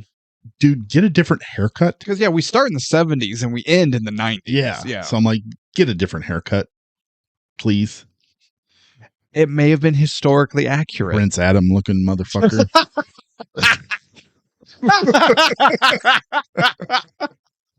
I have the power. Yes. Yeah, if they don't cast Zac Efron as He-Man in the new He-Man live action, I'm going to riot. He had the body. He already has the body. Come on. And the hair. So Kevin is just done. He's done with his dad. He's done with the garbage. He sells the company. He's working with Jarrett. He's making money. He's doing what's right for his family. Finally. But unfortunately, now we're seeing Carrie spiral more. He's trying to keep going with his one foot, but he's in pain. He's in pain. He's addicted to multiple substances. He's spiraling, and ultimately, there's kind of a weird blow up at Christmas dinner. Yeah, over the gun and whatever. But ultimately, one very early morning, Carrie calls Kevin. I'm done, man. I'm struggling. I don't know what to do. I just want it to end. And is basically, bearing his soul. And Kevin's like, dude, where are you? I don't know, man. I'm in some hotel in Dallas. And he's just, you promised me you don't do anything. I'm coming to get you. Yeah. It's going to be fine. They hang up. Kevin's getting ready to leave, calls Fritz, and is like, hey, just got off the phone with Carrie. He's in a real bad state. We got to do something. We got to take care of him. I'm going to bring him to the house. Can you look after him? Well, that's just something you need to work out with your brother. I'm not involved in this. But if they don't owe each other money. What do you think he's saying to you right now? Yeah. He just disregards it. He doesn't. God. Yeah. And that's not the last time that I'm going to get pissed at Fritz. Nope. So, Kevin gets Carrie. Carrie's at home. And Kevin shows up to either be with him, do something. Yeah. And he goes inside. No one's around. Yeah, well, he pulls up to the house and the car's sitting there with the door wide open. Then he's going into the house, towards the house. The front door is wide open. Yeah. So, yeah, he's trying to go in and look around. And that's when he hears the gunshot. He hears the gunshot. And now he's running out of the house. Carrie, and there's Carrie's body under a tree. Shot himself through the heart. And here comes Fritz running, trying to figure out what's going on. And there's Carrie's dead, and Fritz is just standing there, and Kevin, look, I told you to look out for him. You were supposed to look out for him. And Fritz turns and points that finger, and he said, well, your brother called you. Yeah. Where were you? Why weren't you looking out for him? To which Kevin grabs him by the throat with both hands, and about as close as you can get, near chokes him to death, and I rooted every moment of it. I did too. I wanted him to kill Fritz. I was a little bit longer. If Fritz had died, I would have cheered. Yes. And then with Fritz gasping for air, because I think it's twofold, because I've seen this before too. Fritz believes he's got such a stranglehold, no pun intended, on the lives of his sons, they'll never go against him. Oh, yeah. I also think Fritz has struggled to realize that he's a 60-something-year-old man and is not the physical specimen he used to be, while his son, the 40-year-old active professional wrestler who is still a physical specimen, they're not in the same league. No. If this comes to blows. And I think in Fritz's mind, he still remembers when he was 20 and thinks he could handle it. And then Kevin just runs him over like a train. And Fritz could do nothing except hope Kevin doesn't kill him. Yeah. And that's something you see with these toxic guys too. They have no self-awareness as far as like, are you aware of your physical state? Do you know that you are not 25? If you come to blows like you're wanting this to come, yeah, you are going to get really hurt. Yeah, you're going to leave here in an ambulance. Yeah. Or a hearse, yeah, motherfucker. And then Fritz is handled. Kevin picks up Carrie and lays him out on the family table. God. Now we get the... You thought the ghost was egregious? Ugh. I don't hate the scene as far... It's well shot. It's well acted. I don't understand why this didn't hit the editing floor. I don't what either. What purpose does it serve? We now switch to the point of view of Carrie waking up at home, and he gets out of bed, and you see him like rolling his shoulders. He realizes he feels good, and then he stands up, and he has both feet, and he begins to run and jump, and now he's just walking out in the open, and no one's around, and then he gets in like a little boat, and he starts rowing this little boat somewhere, and he kind of realizes he's dead. And then there, on a dock in the distance, he sees two figures. They see him, they stand up and they wave, and his little boat goes to the dock, and there's Mike and David, and they hug, and they embrace in the afterlife. And then that's when he's like, hey, where's Jack Jr., the brother technically the oldest brother who died as a child in a tragic accident Yes. that the movie touches on some. A little bit. And they're like, where's Jack Jr.? And they look, and there's this little 6-year-old boy. It's like, oh, you're my big brother. And they all hug in heaven. And I'm going, why? Why? I've heard, is I've listened to a few podcasts about this movie. Yeah. Because there's things I'm hoping some other people will touch on that will make it make sense to me. And honestly, I've listened to so many podcasts, I don't remember exactly which one said this, but they basically say like it's supposed to be in Kevin's mind. That's how I took it. But still, in my mind, this whole shot, this whole sequence is to make Kevin happy. yes. Because in his mind, this is how he pictures it going down. Yes. But even that, it's not done very well to show that it's in Kevin's mind. No. But you're right. It should have been on the cutting room floor. Well, here's the thing. It didn't happen in Kevin's mind. We already saw a ghost. Yeah. Oh, yeah, absolutely. We saw the Von Erich brothers reunite in heaven, which on the face of it, I'm not against. But it's unneeded. Yeah, absolutely. It's jarring because it doesn't really have much to do with anything. No. At one point in heaven, David has the world heavyweight title. Yeah. And Carrie sees it. He's like, finally, was it world heavyweight champion in heaven? He's like, yeah, finally. Ugh. Terrible. I don't know. It's This took me out too. yeah.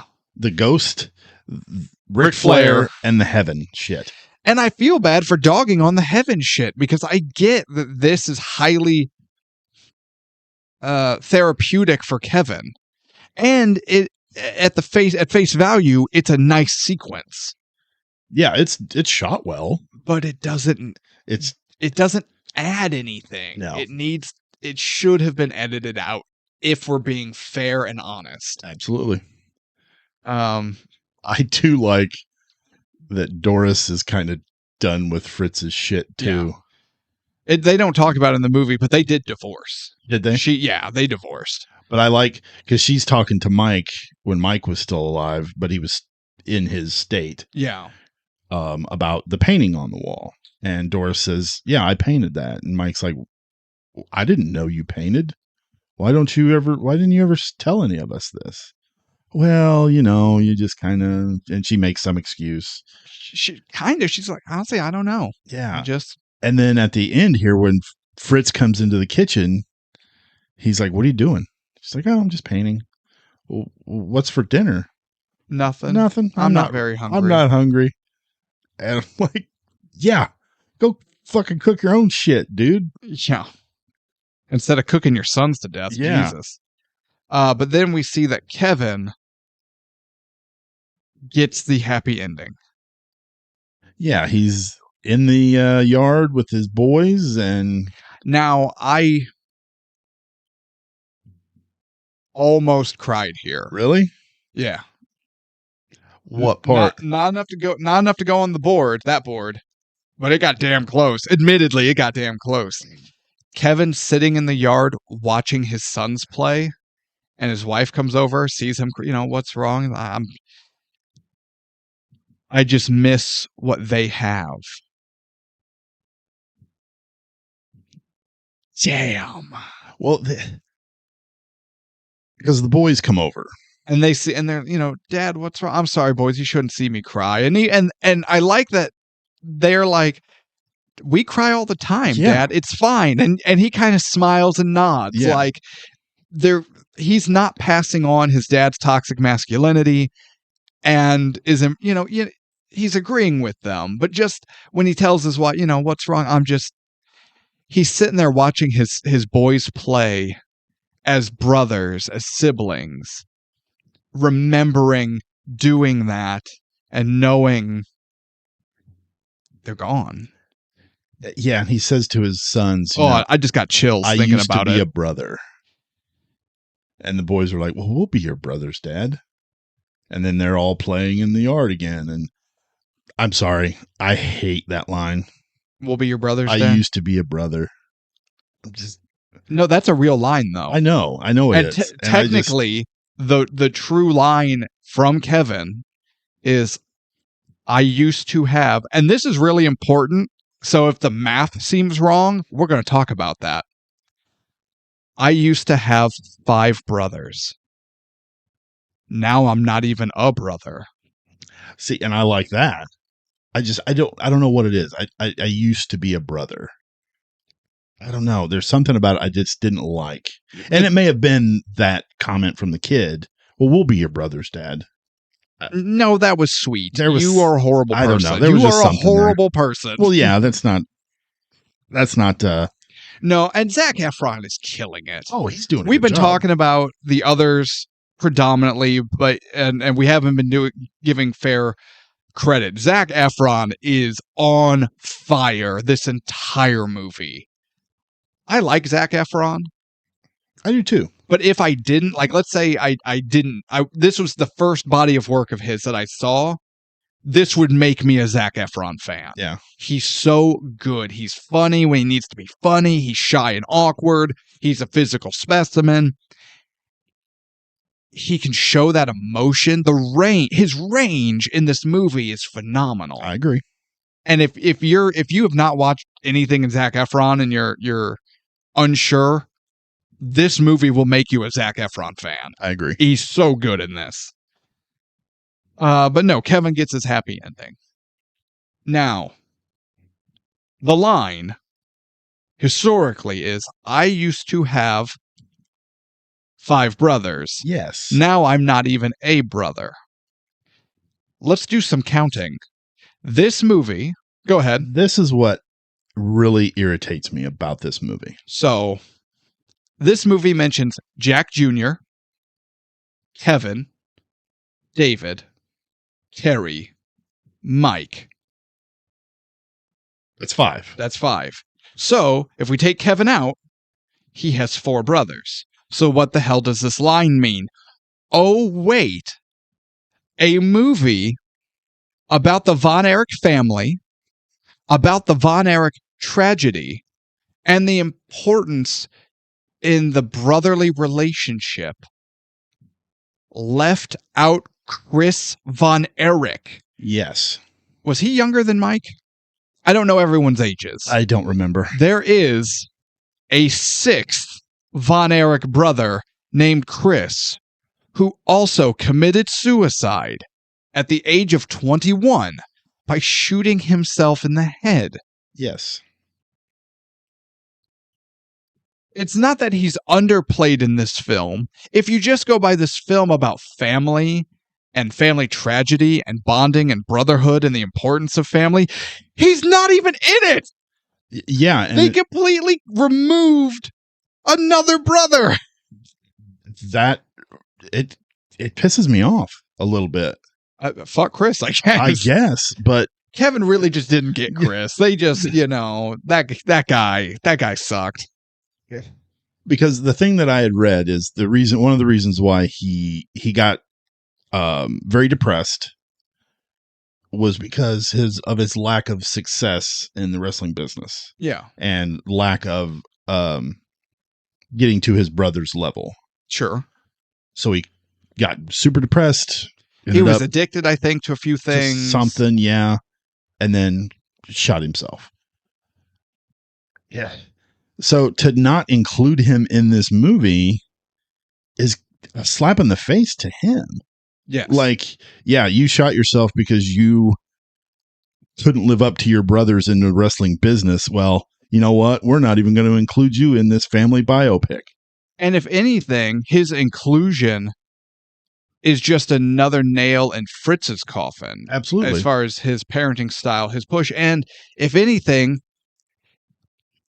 he's the other side of the coin for Mike. Mike didn't want it and wasn't very good at it. Yes. Chris did want it, but just didn't have it. Yeah. And we see both sides of that, or we would have seen both sides of that. But a movie about family and brothers, when to omit a brother undercuts the feel a bit, does it not? It does. And It feels kind of, like I said earlier, the whole biopic thing, I take it for what the movie is, what it gives me. mm, But I'm sorry, when you omit a brother from a story about if this was the Kevin story, yes, that's one thing. This is the Von Erich story. The Von Erich story. So we're only going to include the Von Erichs we want to include? It sucks. And I'd heard the reason Sean Durkin didn't want to include Chris is because he didn't believe audiences would buy this much tragedy. But I'm like, that is your job to do. Yeah. If you want to tell this story, tell the story of all of them. You can't tell a Von Erich story and include one Von Erich brother. It doesn't, that's not the story. They also didn't honestly go into how much worse Fritz got with age. Yes. Because Fritz ended up getting lung cancer and it spread to his brain, which made him even more toxic, volatile, unpredictable. At one point, while talking about the brothers that committed suicide, he had a gun. Kevin tells the story, and was maybe going to shoot Kevin, trying to talk Kevin into committing suicide because his other brother, the other brothers did it. And Kevin's like, no, Dad, there's strength in living. There's strength in continuing. Because he's like, well, at least your brothers were strong enough to end it when they were done and blah, blah. Yeah, there's a really traumatic moment there that, which granted, you don't need every traumatic moment, but I'm just saying. Yeah. They don't include Fritz's downward spiral, which you don't have to. That's fine. But to not include an entire brother. That's no. That's borderline unforgivable. Absolutely. So, I think we're there. We are. All right. So before we go into no, I'll do it after. Ratings. IMDb gives The Iron Claw 7.6 out of 10. Do they know how to give anything other than 7.5 of 7.7? No. Okay. Rotten Tomatoes gives The Iron Claw 89%. It's better. Is it? Than 76? Well, we'll talk about it. Okay. For a grand total of 165. All right. Would you like Variety or Ebert.com? Let's go with Variety first. The Iron Claw has a more convincing period atmosphere than The Holdovers. It showcases the media theatrics of wrestling with an eerie, unironic innocence, and the entire cast is superb. They compared this to The Holdovers? As far as being like a period piece. Oh, okay. Of the era. Because The Holdovers is kind of set in the same time frame. That's just a weird... Yeah. Okay. But they're just saying, because I actually still want to see The Holdovers. Holdovers is good. I enjoyed it. We'll put it in the hat. Yeah. Oh, absolutely. Because that's with Paul Giamatti, right? Absolutely. Yeah. Yep. Yeah. I want to see that. Put that in the hat. Where's my pen? But no, they were very praise heavy with this movie. And you know what? The entire cast is superb. I can't argue that. You're right. Even if David is the weakest. Not the entire cast, but yes. He's fine. Sure. Ebert.com. Ugh. Longtime wrestling fans will probably love revisiting the excesses of this era. But casual viewers may be inclined to tap out. Ebert.com was not a huge fan. Okay. 2.5 stars. Still better than Die Hard. Still better than Die Hard. Oh. They didn't care for it. They didn't hate it, but they were like, it's meh. Okay. And they gave it 2.5. I guess that's middle of the road. Yeah. No, it's not. It's slightly above middle. They're a 4-star scale. Yeah, that's right. They are 4. 2.5 out of 4. Okay. Still better than Die Hard. So before we get into awards, written and directed by Sean Durkin. Where do we lower the flag or does it stay standing? I think it stays standing. Really? Yes. Do you want to do your final thoughts? Well, no, we got to do awards and stuff. Okay. I'm just talking about the writer, director, The Curse. The Curse. I think it still stands. You think? Yeah. Okay. We'll get there. Any awards for? I have 2 awards. Okay. The Halle Berry Award for Worst Line. Don't say it. No, it's not that. Oh, okay. It's anything that this Ric Flair is saying. Yeah. He could take this actor could take an interesting thing that Ric Flair says and just totally destroy it. Yeah. It's terrible. You're not wrong. You know what? Yeah, that's. And then I have the Brie Larson Award for Bad Acting. Don't. Wait. Unless. It's Harris Dickinson. No, it's as not. David. It's Ric Flair.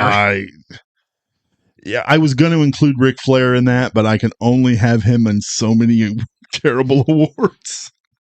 Since when? But I didn't want to put it for Ric Flair because he was not one of the major cast members. Yeah. But no, Harris Dickinson, I didn't like his acting in Where the Crawdads Sing. His accent was awful. Wait, perhaps a Charlie Sheen? Yes. And in this one, his accent is, I don't know what he's doing. He's doing it, though. He's trying to do some Texas accent with maybe cotton balls in his mouth or something. I don't know. He took me out of it more times than not. Yeah. So, what are your awards? Well, this might be controversial.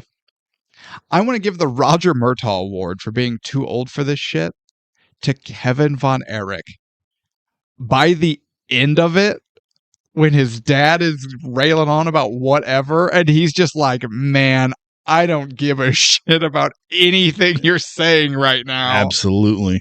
Kevin reached a point in the story where he was just too old for that shit. Yeah. And you see his realization of it, which I also like. I like that a lot too. My second award, okay, which isn't controversial at all. It's fact. The Morpheus Award for Best Dressed goes to Mike Von Erich. When towards the beginning of the movie, when the family goes to church and he's got that sweet blue suit on, it looks great. I thought you were in this like paisley blue suit. I thought you were going to give it to Kevin Von Erich after Carrie won the title. When he comes in the kitchen, he's got that mesh. Oh, the yellow mesh. No, Mike's church suit is hot fire. You're picturing it. Yeah, right? Oh, yeah. You're right. You are right. Thank you. Yeah. Okay, best part? Zac Efron. Yeah? Yeah. I like Zac Efron. I've only seen him in 2 things. This and help me out. The Hugh Jackman musical The Greatest Showman. The Greatest Showman. He's great in that. He's great in that. And fantastic. I never watched High School Musical, never had any desire. Never watched Neighbors, didn't have any desire because it has Seth Rogen. And I can't get past his laugh. No, can't do it. And I didn't even do a very good impression of it. But we all know what you mean. We all know. Yeah, but see, the reason his popularity in his circles have stayed is because he didn't just out of the blue change his laugh like Eddie Murphy did. Eddie Murphy had one of the greatest laughs of all time, and everyone parodied it. Yeah. which made him change his laugh, and it's awful. It is, yeah. But No, man, just that was part of like the package. Was you got that great laugh? Yeah. But no, Zac Efron kills it here. He does a fantastic job from everything from the acting to the subtle emotion that comes on his face to the in-ring work. He does a great job in this. For me, the best part are all the moments where the brothers are being brothers. Maybe sometimes it's the wrestling montage. I think a great example is when they sneak Mike out to the gig at the college. All the shots of the brothers being brothers, and we see their relationship, and we see the love and the closeness. It feels real. It feels so genuine. I love it. Best part. Worst part. Ric Flair. No, the worst part of this movie. Ric Flair. No, Tevis, you don't. It can be anything. It can be acting. It can be it can be the writing. It can be camera work. Ric Flair.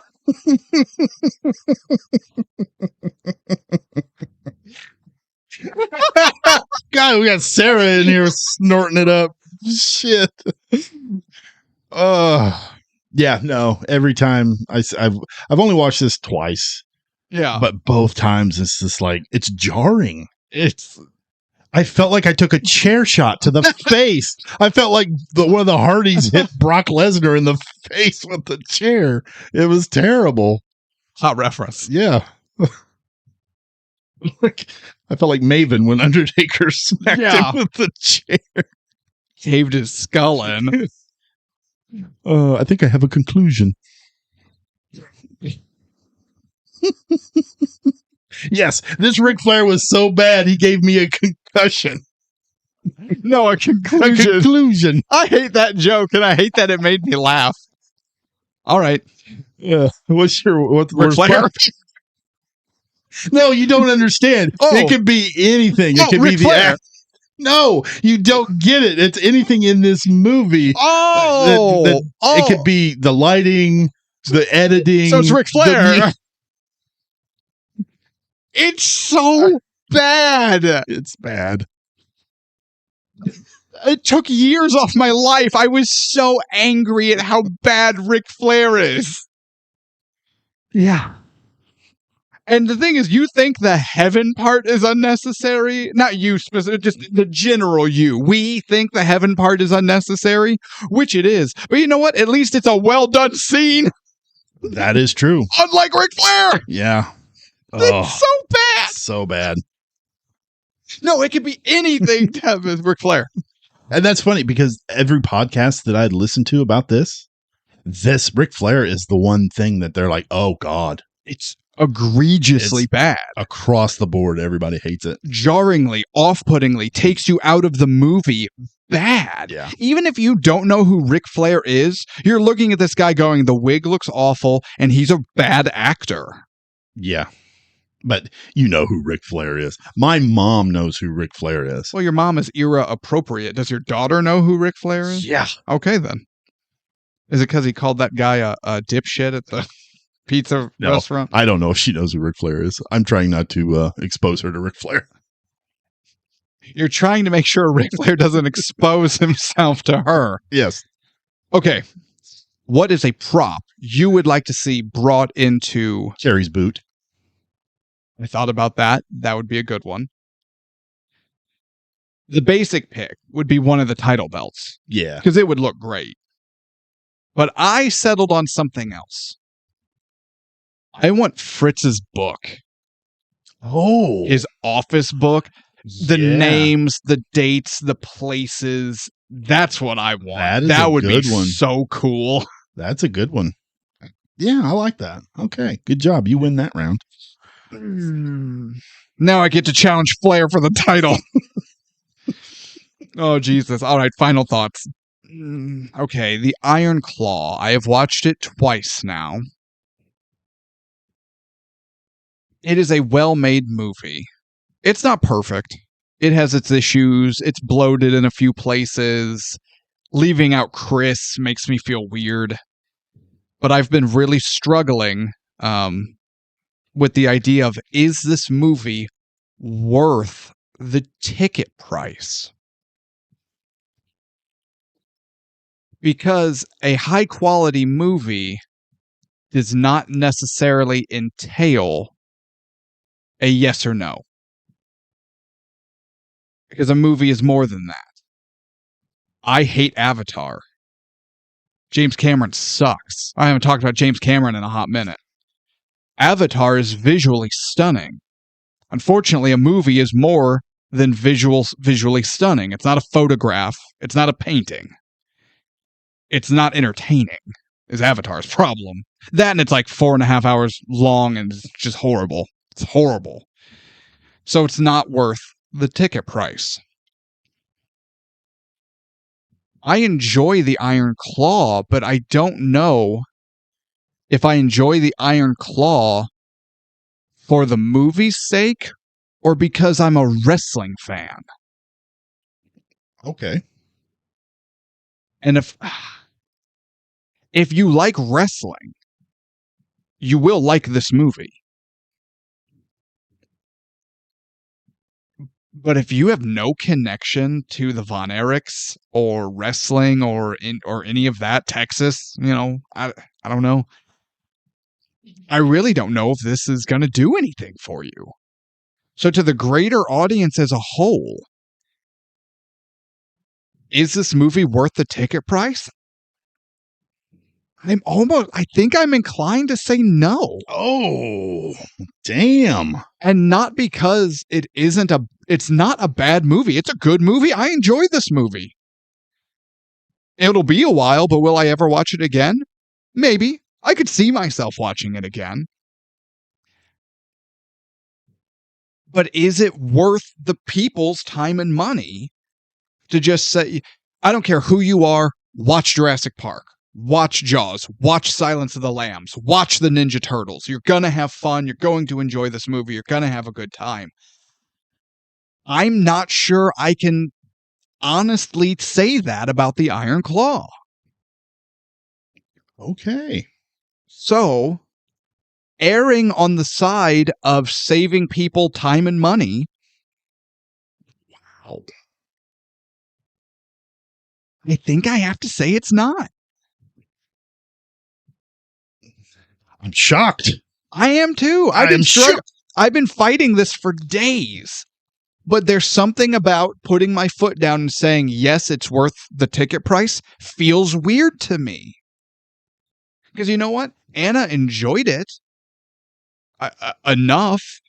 Like, it was good, I guess. But she wasn't like, oh my goodness, this movie. She didn't talk about it. She was just like, oh yeah, no. It was just, yep, that was a thing we watched. Okay. To your average goer, I think this is where I'm settled on. If you save your time and money, if you skip Iron Claw, you don't miss out on anything. What do you miss by skipping Iron Claw? You don't miss anything.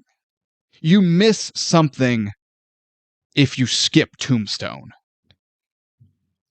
Okay, I see where you're going there. Yeah. You don't lose out if you skip Iron Claw. So I think the answer is no, it's not. Okay.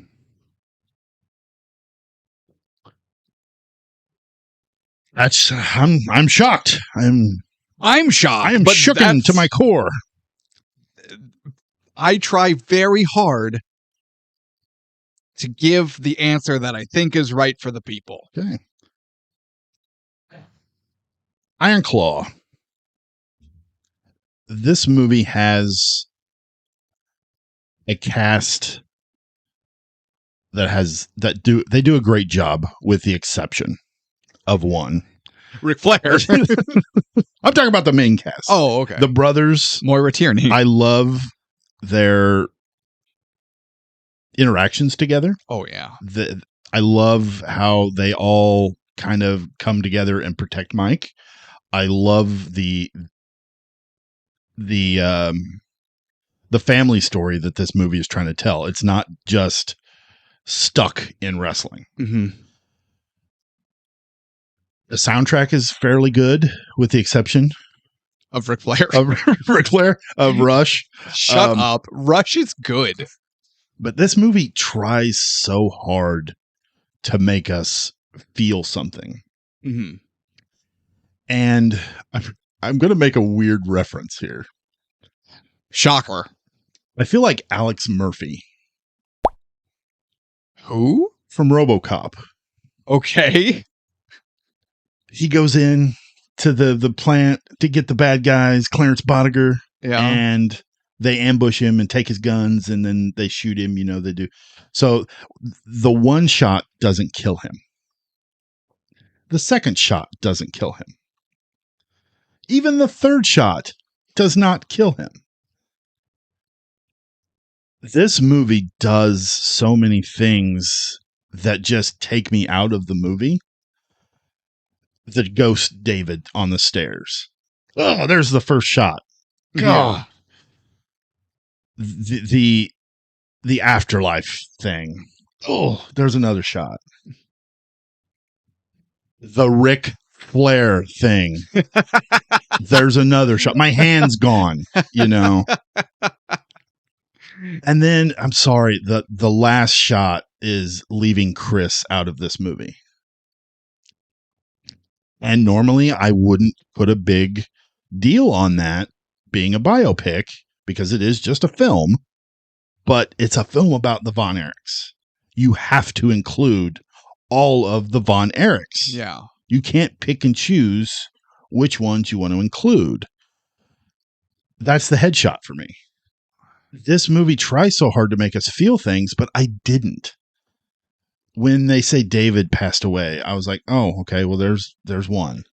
That was a little lackluster anyway. When Mike goes out, there's a little bit of them rushing in the field to him. There was a little bit of feeling that I had.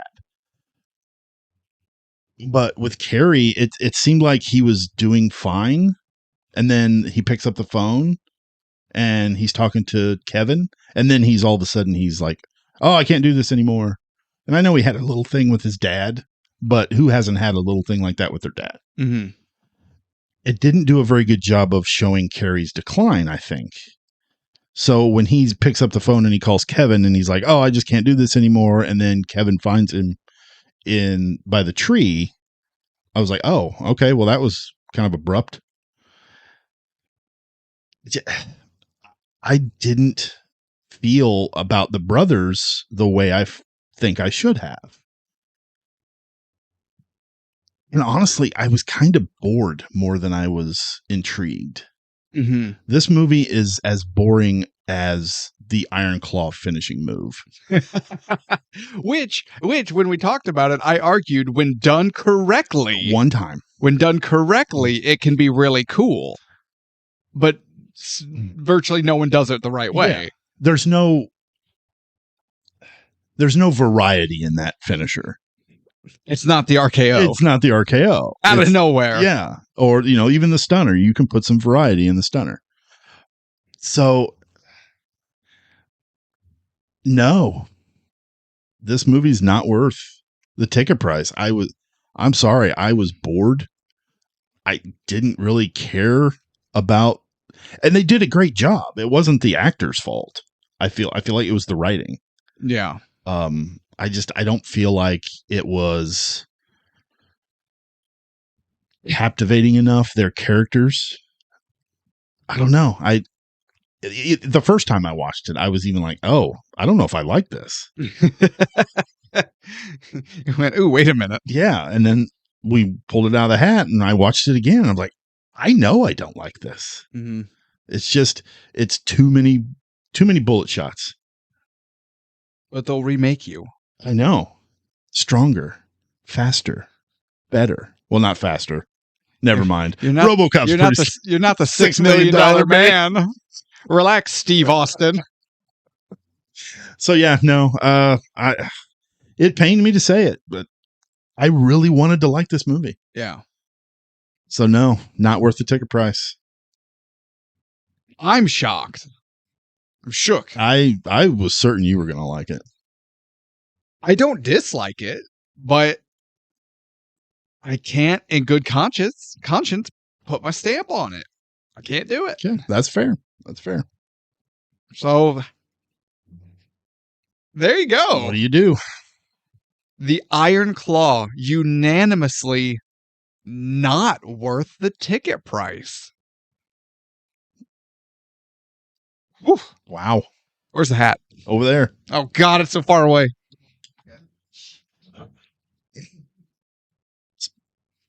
I got it. Is it my turn? I think it's my turn. I think it is. I pulled this. You pulled that. Okay. Damn hat. Careful, it's got all that secondhand semen smell from the Comic-Con you wore it to. Okay. I got one. Or whatever it was.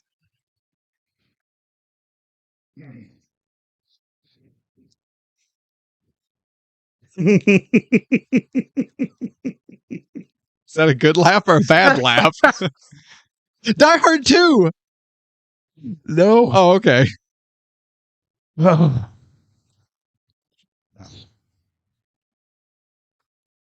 This is a comedy. Okay. This has Mike Myers. The Love Guru. Oh my God, yes. No, let me rephrase it. This is a good comedy. Austin Powers. I think. So I married an axe murderer. Has Dana Carvey. It has, I think, the same person who did the wigs in Iron Claw, who did the wigs for this movie. Oh no, the Wayne's World wigs are great. It's Wayne's World. Party time. Oh. Swing, swing, swing. Oh my God, I'm shaking. I'm so excited. Oh my God. I'm so nervous. Oh my God, I'm so excited. I don't know if this movie's going to hold up. Why is it if you kill a man in the heat of battle, it's called heroic? But when you kill a man in the heat of passion, it's called murder. I can't do this anymore. I have a headache. I'll do it I'll do the entire movie by myself. Here, take these. Oh, Nuprin. Little yellow. Different. Contractor, no. I will not bow to any sponsor. Yeah! Okay. I'm so excited. Okay. All right, everyone. Well, thank you for tuning in. I'm Jake. That's Tevis. We're Ticket Price. That was Iron Claw. Not worth the ticket price. In the comments below, let us know what you think. There are 2 links below the episode descriptions. One is to our merch store. Ticket Price t-shirts, hats, all kinds of fun stuff. You need to wear your hat, sir. We got bingo cards. Let us know in the comments if you got bingo. Play along. Have fun with us. Patreon. We're on there. $3 a month. What am I forgetting?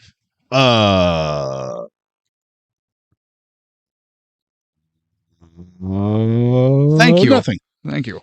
If you haven't already, go ahead and hit that follow button, hit the like button, make sure you turn on notifications so you don't miss any of our content. And hope you enjoyed episode 90 of the Iron Claw. Tune in next week as it's time for Wayne's World. Wayne's World. It's party time. Excellent. I'm worried about this one. We'll see. We'll see.